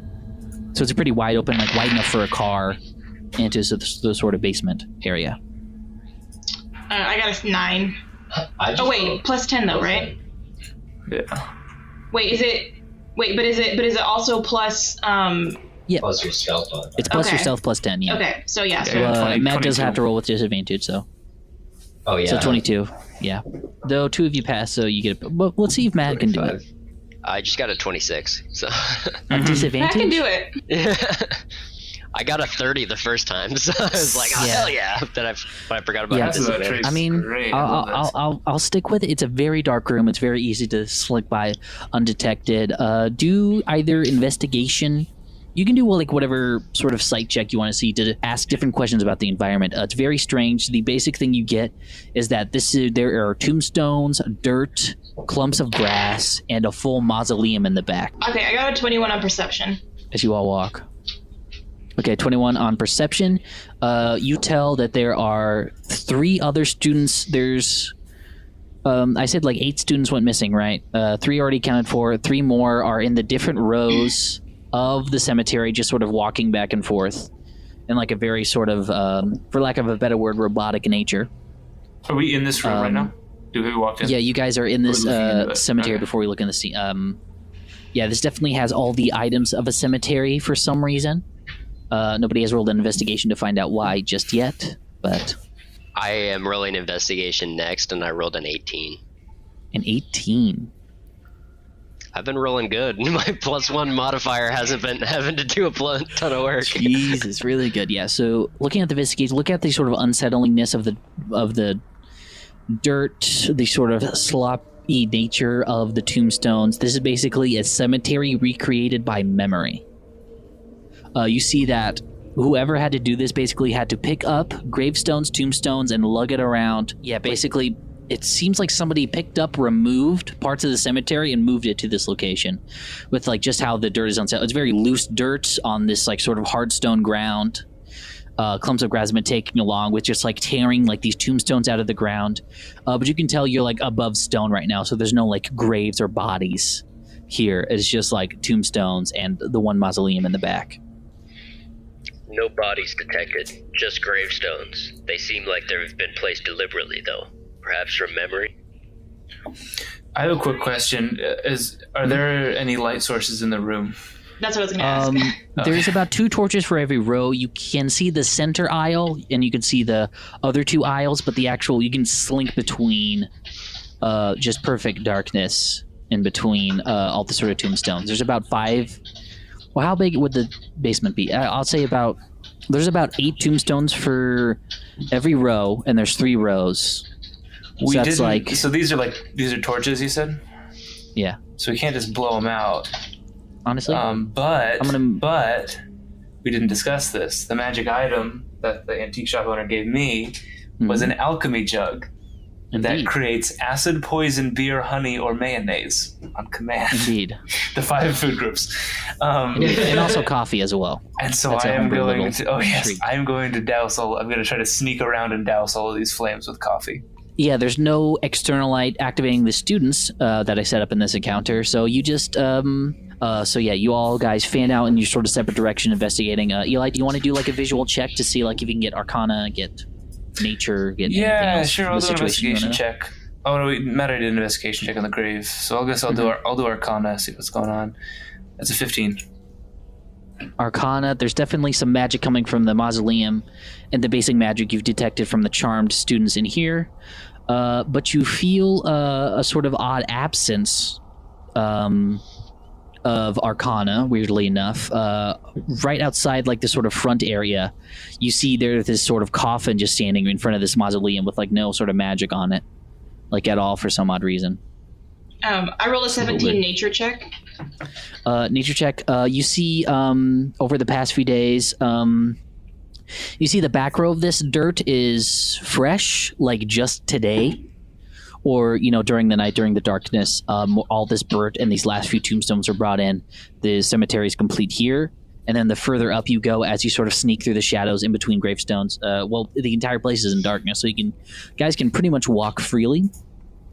You look in and the dirt is like dated about a half a day after the students went missing. So basically you can definitely tell like the sort of dirt in the front of the sort of basement area has definitely settled near the mausoleum. Like the mausoleum was dragged here first by multiple students and then through that. And you see the grass. It's just normal grass. Sorry, there's nothing too where's magical, nothing the too special coffin about that you this. said? There's a coffin? The coffin is directly in front of the mausoleum, in front of like the Okay. main... You said there's no magic coming from it. All right. Well, I'm going to whisper, Annihilator, Holly, go out to the main, the front room that we just sneaked into. I'm going to open the coffin. So just get out of the room. I'm not going to leave you here all alone. What happens if it's bad? Trust me. I have an idea. And so as they leave, I cast invisibility on myself and turn invisible. Ooh. Exactly, yeah. All right, what happens when I open the coffin? You open the coffin up, and you see a very disheveled looking... You see a incredibly disheveled looking, sweat pouring down his face, a loose tie, basically torn of his jacket. You see like his fingernails are a little bit just sort of, you see like his fingernails are just sort of dulled. And like he's got blisters on his fingers just trying to claw out of this coffin. As he breathes heavily, you see the face of Pietro Pride, a very elderly, just sort of grayish man. very industry magnate of the town, just like, oh, who's there, please, wait, I'm sorry, please, look, I'm sorry if I did anything, just wait, just leave my boy out of this, please, I don't need to. As you hear from the mausoleum, you feel a strange, surge of presence crawling out of the back of this sort of mausoleum to the left of the coffin. You hear, it feels like you feel the ground shake a little bit, but it's a very light footstep with claws scraping along the stone underneath the soft dirt brought in from the mausoleum. You see a red torchlight light behind this creature. As you see in partly silhouette, partly other strange curiosities, you see first a deer skull stand 11 feet above the ground. You see a large deer skull covered in just a strange green aura with a few green sort of toxins dripping down its neck onto its sort of weird, emaciated, long, lengthy torso. Multiple feet long limbs of arms with large claws just sort of steps out, and these sort of faint little hooven legs, also dripping with a strange, just sort of toxic waste, just sort of steps out of the mausoleum. And you don't see its mouth move, you just see its deer skull jawline open just a little bit to let out these strange eldritch whispers to the entire space equally. And you see instantly at attention, the other sort of enchanted students look at this sort of scene of Pietro begging for forgiveness for whatever he's done. I make a religion check to see what this deer monster is. Sure thing. 23. You can definitely tell this is some type of undead nature spirit, leaning towards more of the hell variety. Imagine a sort of mix between a sort of... In your readings, in your research, you have a lot of magical tomes in the antique shop. You can see just the Feywild has their own just sort of hell and heaven's court. And you can definitely tell this is a demonic thing from something called the Feywild that you know in your readings. And you see a very mysterious, just sort of hooven beast saunter over this man. And everybody make a wisdom saving throw as you see this thing just sort of walk out. I get a 4. You are frightened of this creature. It is very unsettling, and you're frightened of what it's about to do. What did everybody else roll? I got a 14. I got 15. Yeah, 14, 15 save. Oh, wait, no, I got a 18, actually, but yeah. Oh, yeah. Yeah, DC was only about a 10. This is a very simple thing. So, Eli, you're going to want to get away from this creature in any way you can. You could take normal actions as well, but your movement has to be to get further away from this creature. All right. As you see it saunter up, he lets out these sort of more eldritch whispers. Were you going to say something, Eli? Yeah, so I have to move away, but luckily I am do you visible, yeah. Yeah, he doesn't see you at all. Yeah. Okay. Yeah, so... all of you are still pretty well hidden after your stealth check, so... So as I run away, I run into the corner of the basement, and from the corner... I'm out of spell slots, so I'm casting Eldritch Blast again. Oh, wait. If you're frightened, I don't think you can attack this creature as well. Oh, okay. Where is that? Well, I cower in the corner then. That's all I do. Yeah, you cower in the corner, and you see out the back of this creature, you see 4 tendrils of skulls sort of pop out from his back and surround him as these tendrils have human skulls that also have these strange sort of whispers spread out around Pietro. And Pietro's listen, I didn't know anyone living was there. I didn't know. Enough. You are in my domain. I am not living, and neither were my people. It wasn't my fault. It was Roy's fault, okay? He's the guy that always puts on this sort of can-do attitude about the lower side of town, but he wanted some good cash, and so he sold me the rights to the plots of... Can I do a quick, perception check or something to see if I can figure out who Roy is? You know that Roy is the other side. So basically, there's big, sort of I mean, I guess the simple example, 2 families on the different sides of town, on the poorer side of town that wasn't driven by industry, but more driven by, a lot of spots. The owner of the cemetery, Aaron Roy, was the father of Angel Roy, was the owner of the local cemetery, and you can definitely tell, on that side of town, he's a very, spiritual leader on his side of town, runs the South Pine Church, is affluent-ish, is sort of seen as a more, sort of middle-class people person to talk with the sort of rich side of town about, getting their rights and all that stuff. It's just like a classic Romeo and Juliet kind of thing of just 2 big families. They kind of take over a lot of, the town's infrastructure and things like that. Listen, it's his fault. You see one of the skulls pipes up, stares him down, is just like, how dare you? And the creature reels that skull back.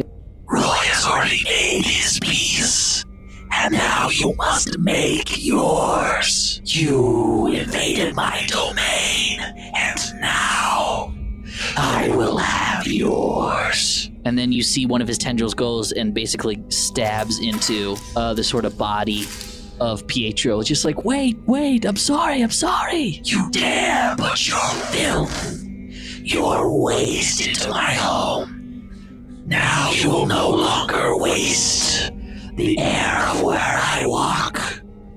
And you see basically he gets skinnier, and it gets full Last Crusade, and his skin starts to shrivel. He gets skinnier, and he goes as he sort of wails out in pain. He eventually loses all the air in his lungs as his skin just sort of shrinks up and turns to ashes as he sort of gets heated up by the sort of green toxicity of it, and his sort of skin turns to ash, falls in a sort of puddle of this sort of green sludge, and only a skull remains, completing a 4th skull on this sort of creature's tendrils. And Eli's the only person frightened by that, so no need to cause concern here. Yeah, I think the only thing I can do as a frightened person is get the hell out of the basement. Yeah, there's no exit on the corner you just ran to. So you guys are all hidden. You guys see 4 skulls. It's a little bit spooky. But Eli, I will say, you rolled another kind of... what check did you roll when you got up to the front? Religion.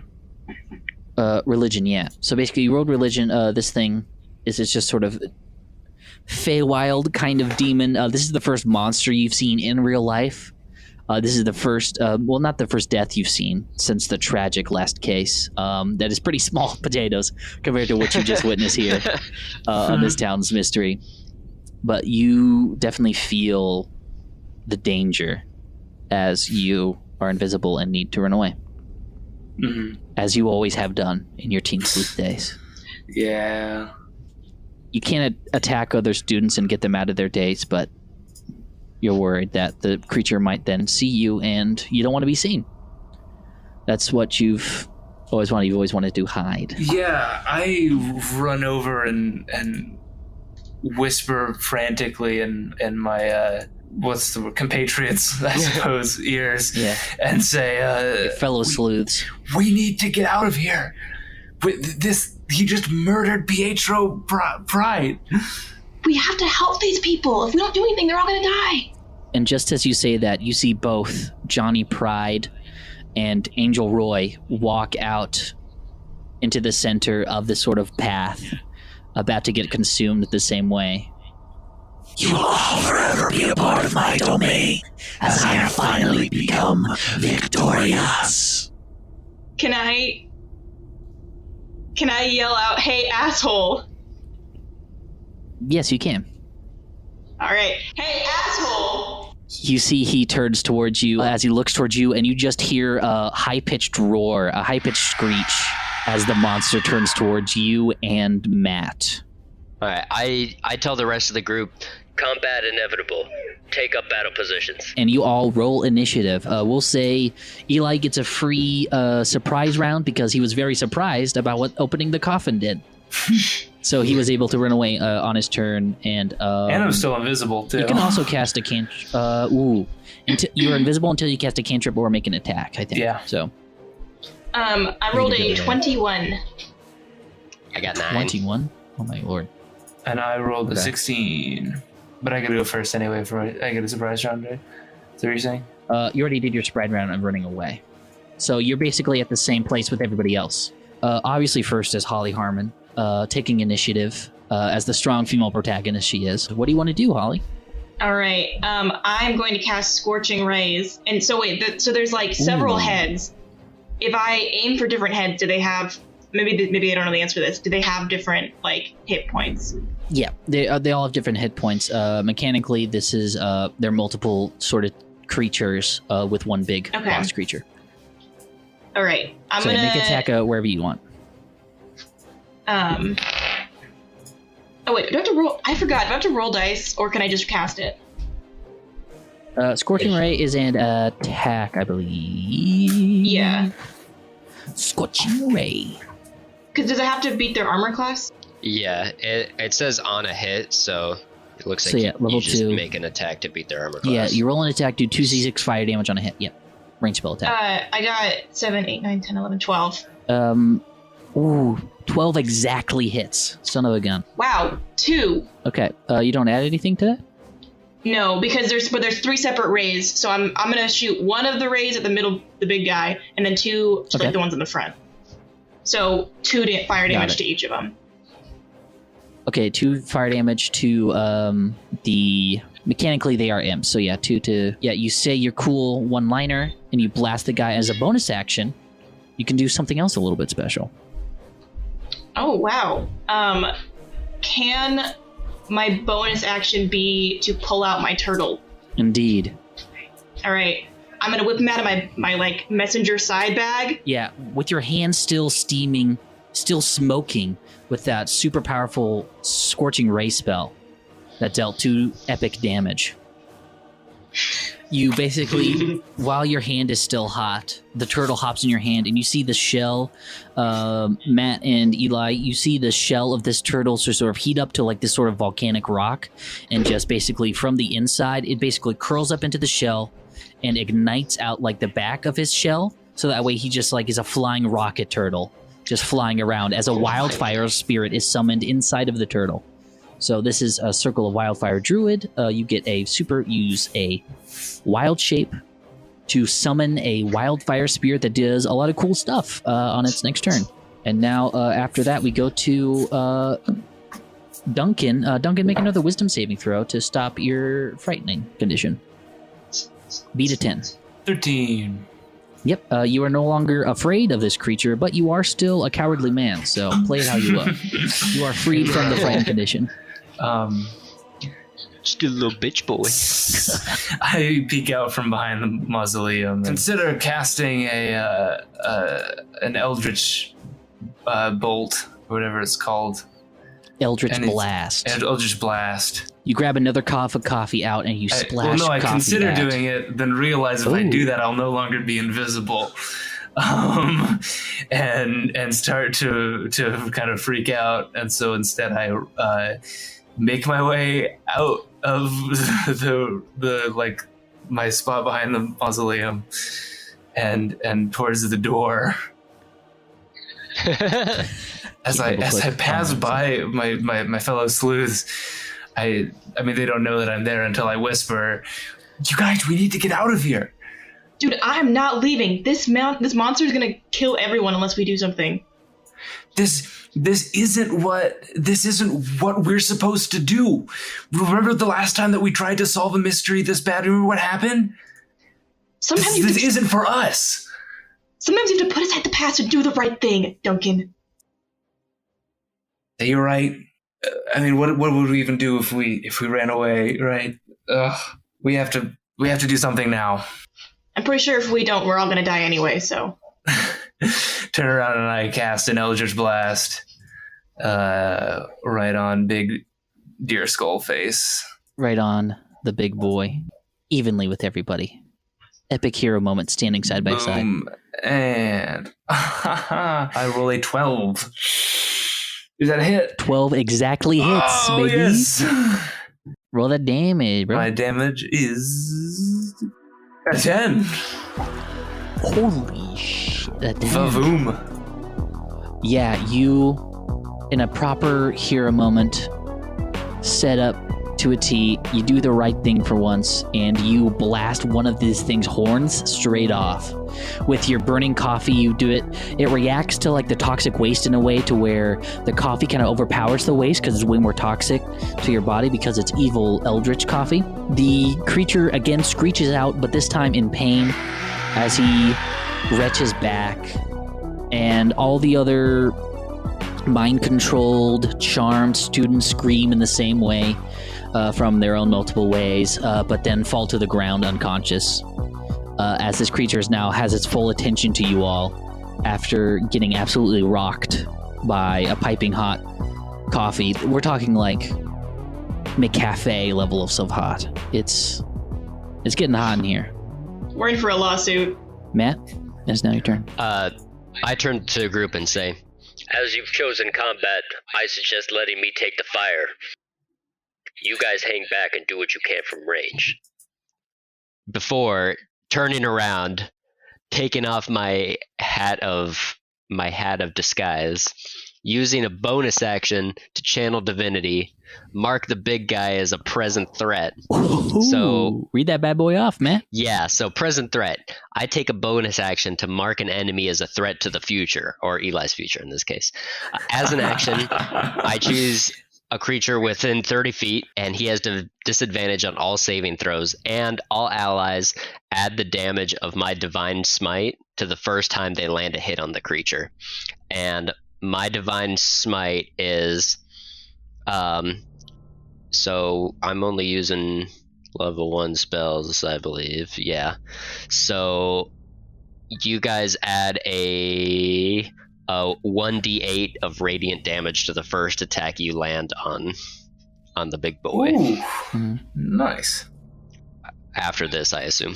Yeah, that makes sense. Yeah, so Matt, you use your bonus action. You go 25 feet within the creature, and you're in melee range already. Wow. All right. As I walk up, I draw my greatsword, which is a machete that I found in the antique shop and sharpened before we left. And I think I'll take a little swing at that dude. Yeah, take a swing on him. All right. Great sword. Damn. I rolled an 8. Oh man, damn. And you see the creature now angry at you, walks towards you and catches your machete in your hand, and again screeches right directly into your face. As the tendrils then also move in on you. Recalculating combat strategy. And now we're on the Skulls' turn. So the Skulls are gonna... two of them are gonna... the ones that got hit by Maddie are gonna go towards Maddie. And actually on the Skulls' turn, one of them sacrifices themselves and basically adds their HP total to the creature. So you see, to gain back hit points, the creature just sort of sucks in one of the tendrils back in, and the skull completely submerges itself in this sort of strange toxic waste part of his back, of his just sort of very emaciated kind of demon form. And he gains back 5 HP. So yeah, one of the imps sacrificed their life for that, but the rest of them are going to go after... two of them are going to go after Maddie. One of them will go after Mathew, as he's just marked him as a present threat. So just going to go there. So yeah, the tendrils extend further and further out the creature's back as they move closer to you. Their imp stats. They're going to take a swing at the Annihilator, or better known as Kyle. Kyle. So yeah. Ooh, they roll a non-natural 20 to hit. Ooh, that hits. That hits, and that deals... God damn it. That deals 4 damage. Okay, that's not bad. Yeah. Not a lot of their attack is literally called bite, but a little bit more bark if I'm honest. Yeah. Okay. Maybe They're just biting metals. And now it is the creature's turn. He closes the distance with you, Matt, and he swings. He reels up with his claws and strikes down at you. Oh, and he rolled a 19. He's going to hit you. And yeah, that's my AC. he's going to do... Oh man, what is he going to do? He only does 5 damage on you on his first attack. Ooh. And he's going to take his next attack as he goes to take one of his skinny hoof legs and smash your kneecap with it to basically get you on the ground, is what he's going to attempt to do. So that's not going to be as good of an attack. He rolled a 9 plus. Oh no, that's 15 to hit. Does that hit? Oh, I have a 19 AC, so. Bro, what? Yeah, he goes to hit you with your hooves, but you just don't bend at all. You very much impress this creature as you take off your hat, and he sees you as a robot and just goes, yeah. The fuck? Yeah, he's very weirded out by a full robot. He doesn't know what the hell he's looking at. Kind of like you guys, going back to the initiative, top of the order. Holly? Are the 2 skulls that are coming towards me, are they like on the same square, or are they 5 feet within each other? They are 5 feet within each other, yes. Okay, so Fitzgerald, the turtle, is going to use his fiery teleportation, and he's going to teleport within 5 feet of those 2 skelly boys. And each of them have to make a dexterity saving throw against my spell save, which is 13. One of them rolls a 13. Other one rolls a 12. Okay, so it's 13 to save, so I only hit one of them. Okay, it's not half damage on a save? It says either they make the save or they take the damage. Right. So, question, it does say 1d6 plus proficiency bonus fire damage. Where, I don't know what that is for him, though. That's 1d6 plus 2 for you. Okay. So it'd be 5. You see one of them cowers behind the other skull. You can definitely tell that was Pietro hiding behind Roy, once again. And you deal a fair bit of damage to one of the monsters. They are looking very badly hurt. Their tendrils are kind of like, it's definitely like sopping closer to the ground. It's definitely like sagging closer to the ground than like the other tendrils. You can see. We move on to Eli. You just did your hero moment. You did a full 10, and you're doing well. Oh wait, Maddie, you also have an action if you want to use that, since that was the bonus action to command Gerald. Oh, I can attack too? Yeah. Okay, I'm running out of spells here. All right, I'm gonna do Earthen Grasp on the one that whatever one didn't just take damage. Ooh. So he has to make a strength saving throw. Oh no. 5 minus 2. That's gonna be a 3. Okay, so he failed. Yeah. Okay, so he takes 2d6 bludgeoning. So that is 6. Vaporized. You see this guy go up to the skull, completely crush it into dust. As one of the tendrils retreats back into his back, and the creature once again howls in pain. As we go back to Eli's turn. Okay, Maddie stays there, completely owning the scene. Female pro tag, 100%. Past the Bechdel test of kicking ass. Eli, what do you do on your turn?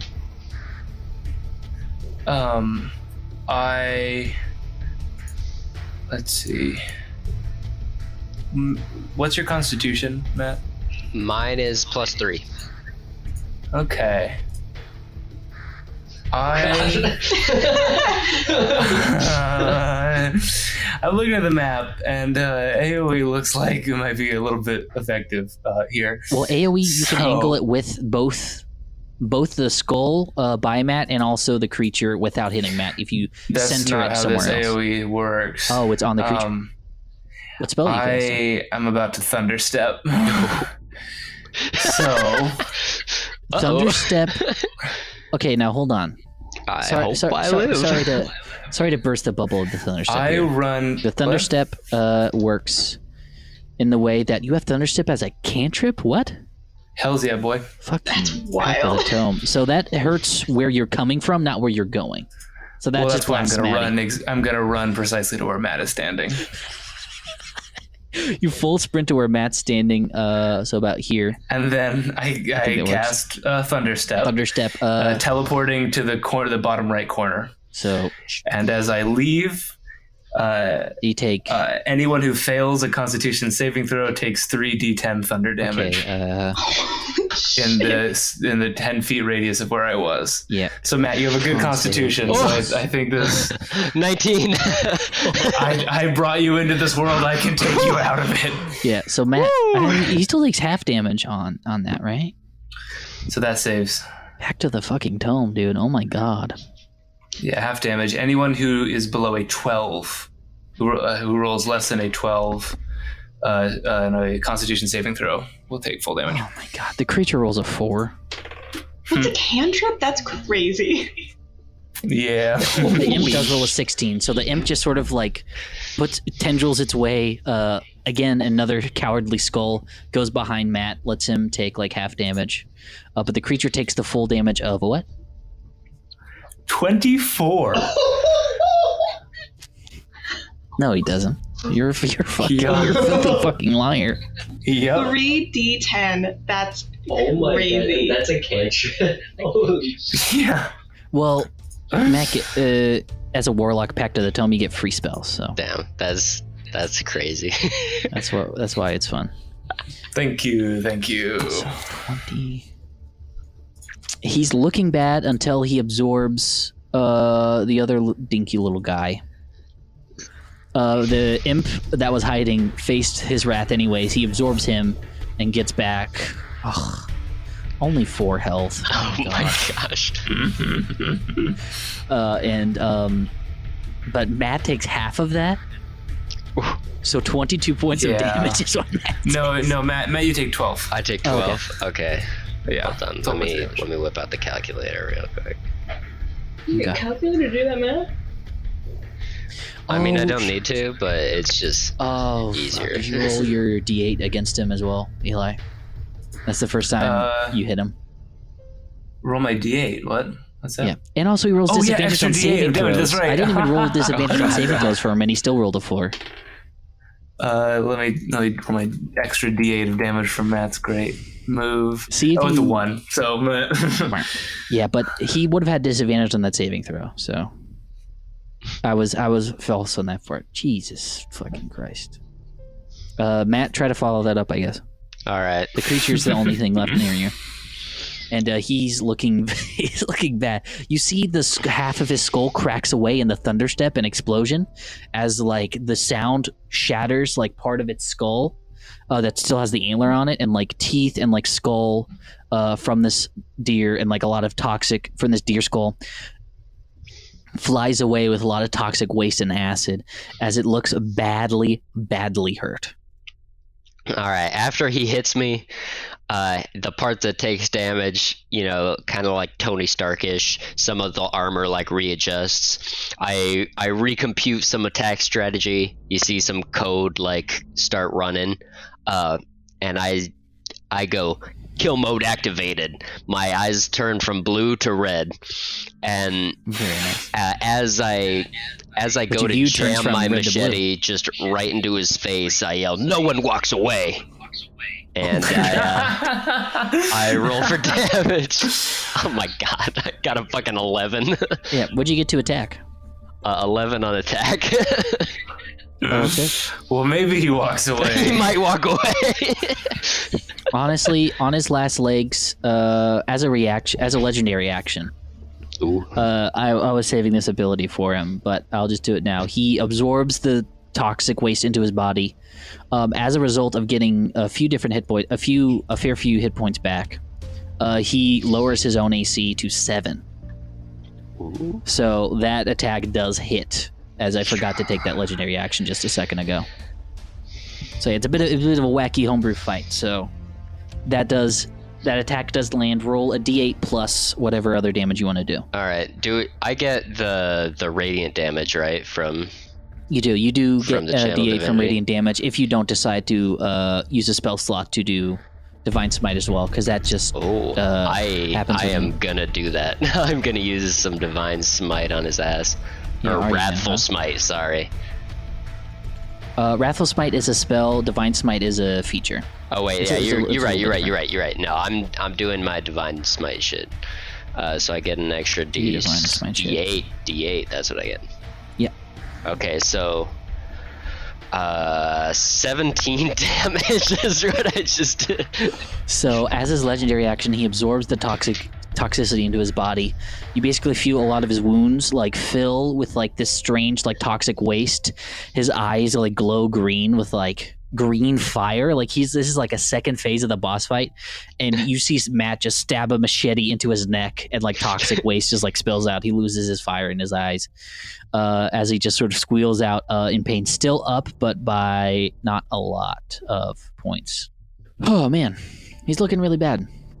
But we're back on into his turn, and another imp sacrifices its life to give hit points back to him, as he is barely hanging on. This other imp continues his last bit of movement to Maddie, Uh-oh. as he's going to try to chomp you. Not the chomp. 11 plus... what? 11 plus 5. That's a 16 to hit. That hits. He's going to hit for 5 points of damage. Question, what kind of damage is that? Physical. Say 5. Oh, wait, no, sorry. Piercing. Physical damage isn't a real thing. I'm a fool and a liar and a bad boy DM. Did you say- Sometimes I get rules wrong on purpose. What was that, Did Maddie? you say 5? Yep. Okay. Cool. Yeah, he chomps you right in your leather jacket and, like, puts a hole in it as it chomps into your arm. You definitely feel bruising, but it doesn't pierce the skin yet. Now I'm pissed. That's my jacket. Yeah. And then we're back to the centaur on death's door. Eli is very far away, so he can't one-shot him in disgust and fear. He's going to take 2 attacks on Matt again after that brutal divine smite. Yeah. 19 on the die again. Oh my god. Also, I accidentally misread my AC, and it's actually 18, not 19, so that does hit me. Disgusting. But it doesn't. Luckily, it doesn't change anything that happened. Yeah, before, it so doesn't we're change good. the last one yet. Yeah. So, oh my god, what's he gonna do? He can't charge anyone. He doesn't have gore either. He's just gonna claw you first for 1d10 plus 4. Oh, he rolled a 9. That's 13 damage on you, boy. Oh my gosh. Oh golly. Oh jeez. Uh-oh. That's not great. And he also has one more hoof attack that he's going to use to hit you. Bludgeoning he rolled a fucking 4.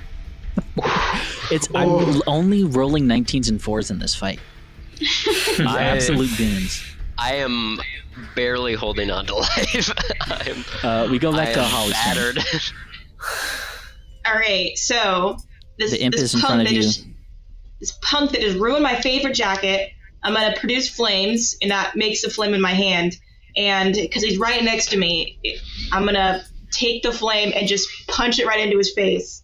Hell yeah. His stupid face. Produce flame deals a d8 of fire damage. So that's your one sort of skill. Yeah. Oh, but I only got an 8. Does that hit? You only got an 8 as a d. Oh, I think it does. Hold on. AC for the skulls. You guys haven't swung on the skulls yet. It's all saving throws. Sorry. Oh, 13 armor class. They're very dexterous, so they're harder to hit. All right. You can do bonus action to command Turtle again, to command Gerald again, or you can bonus action as a spell, because you can cast a cantrip and a spell in the same turn, but not 2 spells. Well, that Produce Flame was a cantrip. Yep, so you can do a bonus action spell if you have any of those. Can I use Fitzgerald to do a bonus action? You can do it originating from him, I think, yeah.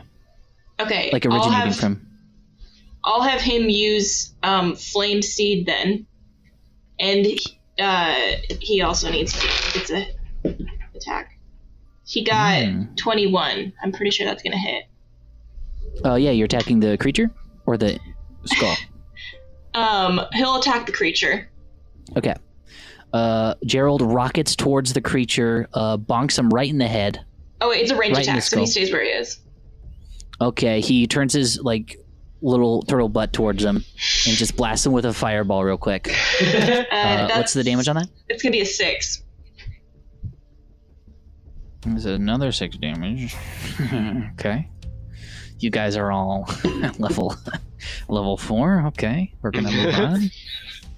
Eli, you're up. You're in the back corner. I don't think you can close distance with anyone again. The thunderstep. Yeah, I can't get to anyone, but I can still reach them with some of my spells. You can still use your movement. It's true. Yeah. Please don't thunderstep again. Notice I will not thunderstep again. I promise.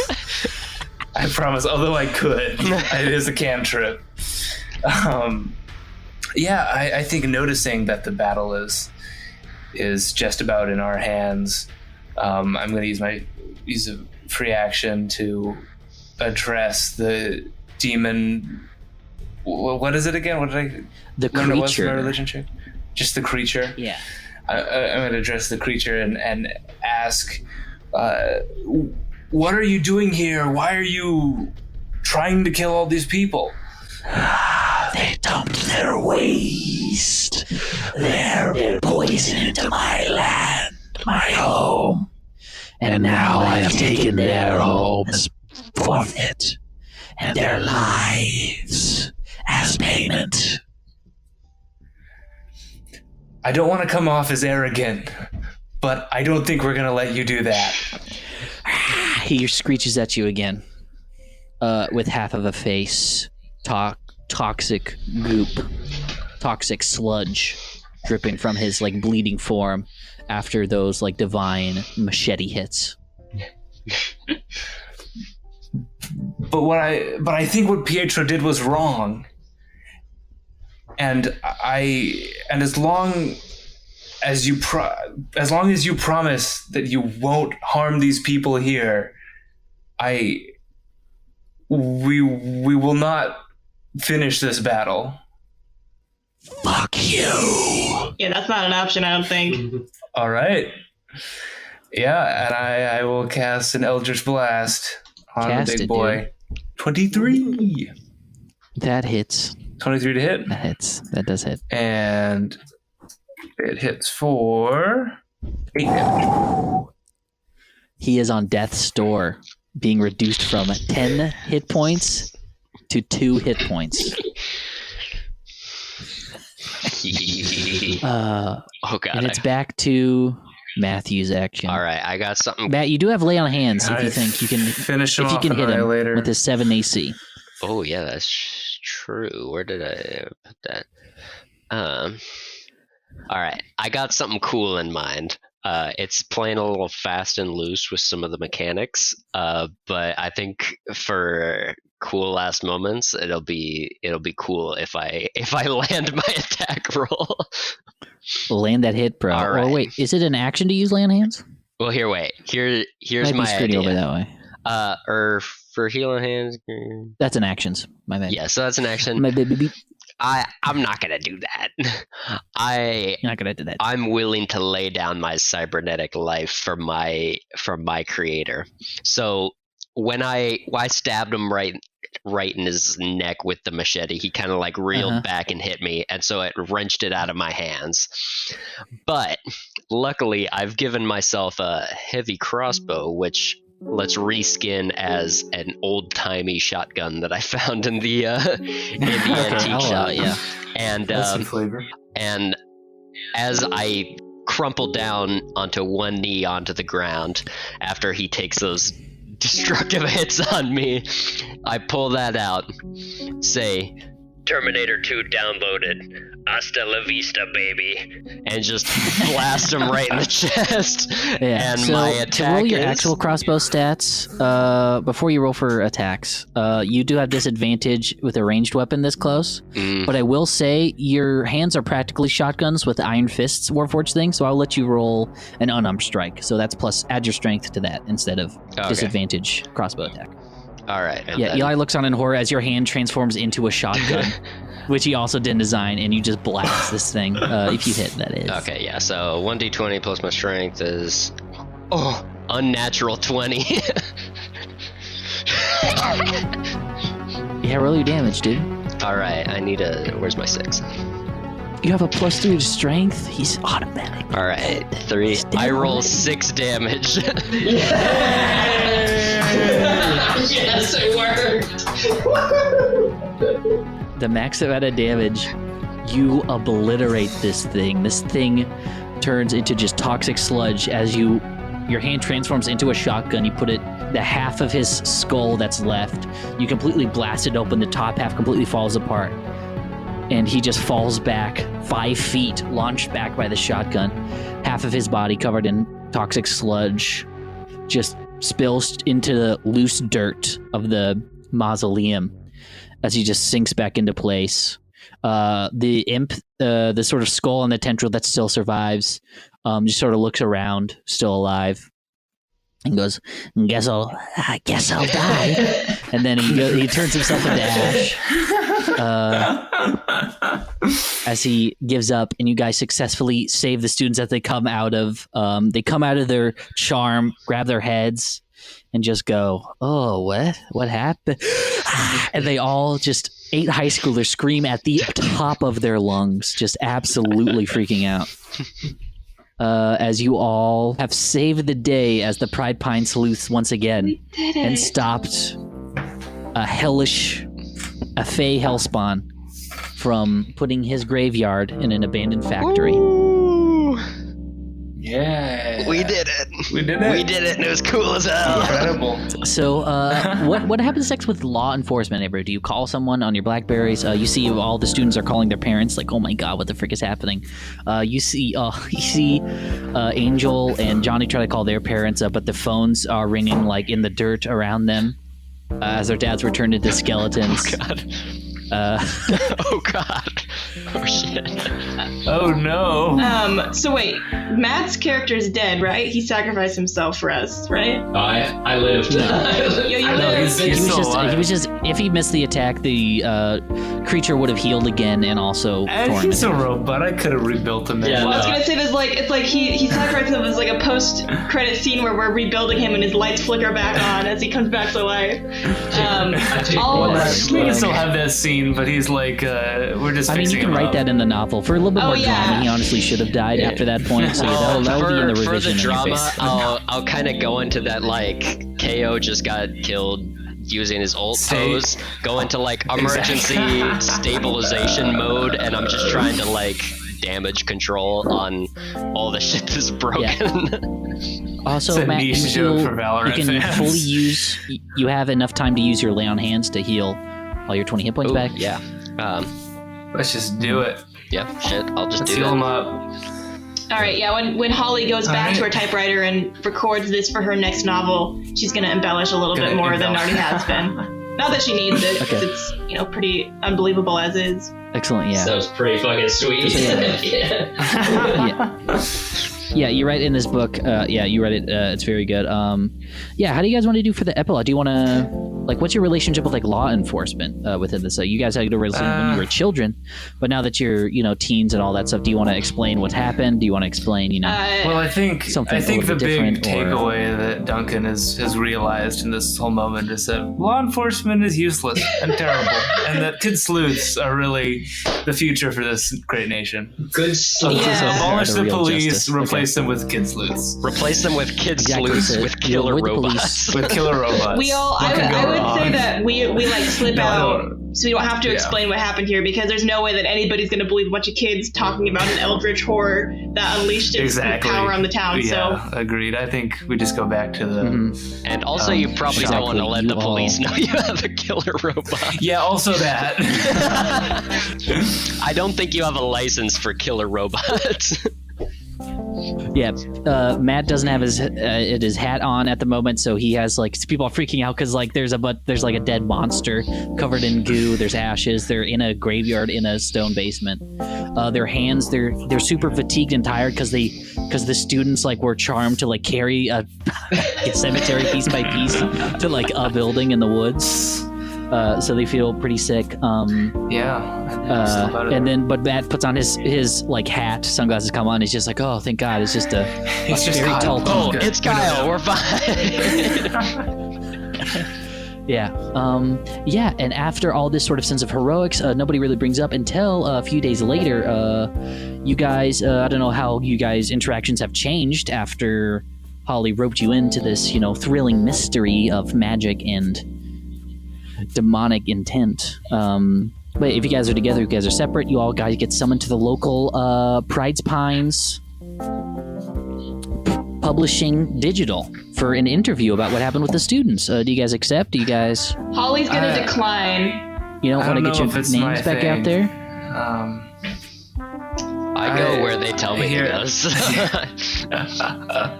She says Okay. there's some mysteries that are best left unsolved. And she hangs up the phone. So as I envision that as she gets the call, she hangs it up, she turns back to her typewriter, and then starts her novel detailing the events of the evening. So Is it in the H? Are we all at the HQ, or are we? Maybe she brought her typewriter to the antique shop. Antique shop. Oh, very good. A new kind of character. Holly disappears from the Pride Pines Sleuths and becomes her own mystery writer in her own right. As we pull out of the antique shop, in the rising sun, a few days later, you all have you guys solved the mystery. You guys saved all the kids at the least. There's still a lot of reparations to do in the town. The newspaper has to cover a lot of the lead up and like what happened to it, and all seems well, except as we pull out further and further, we see a mysterious white man.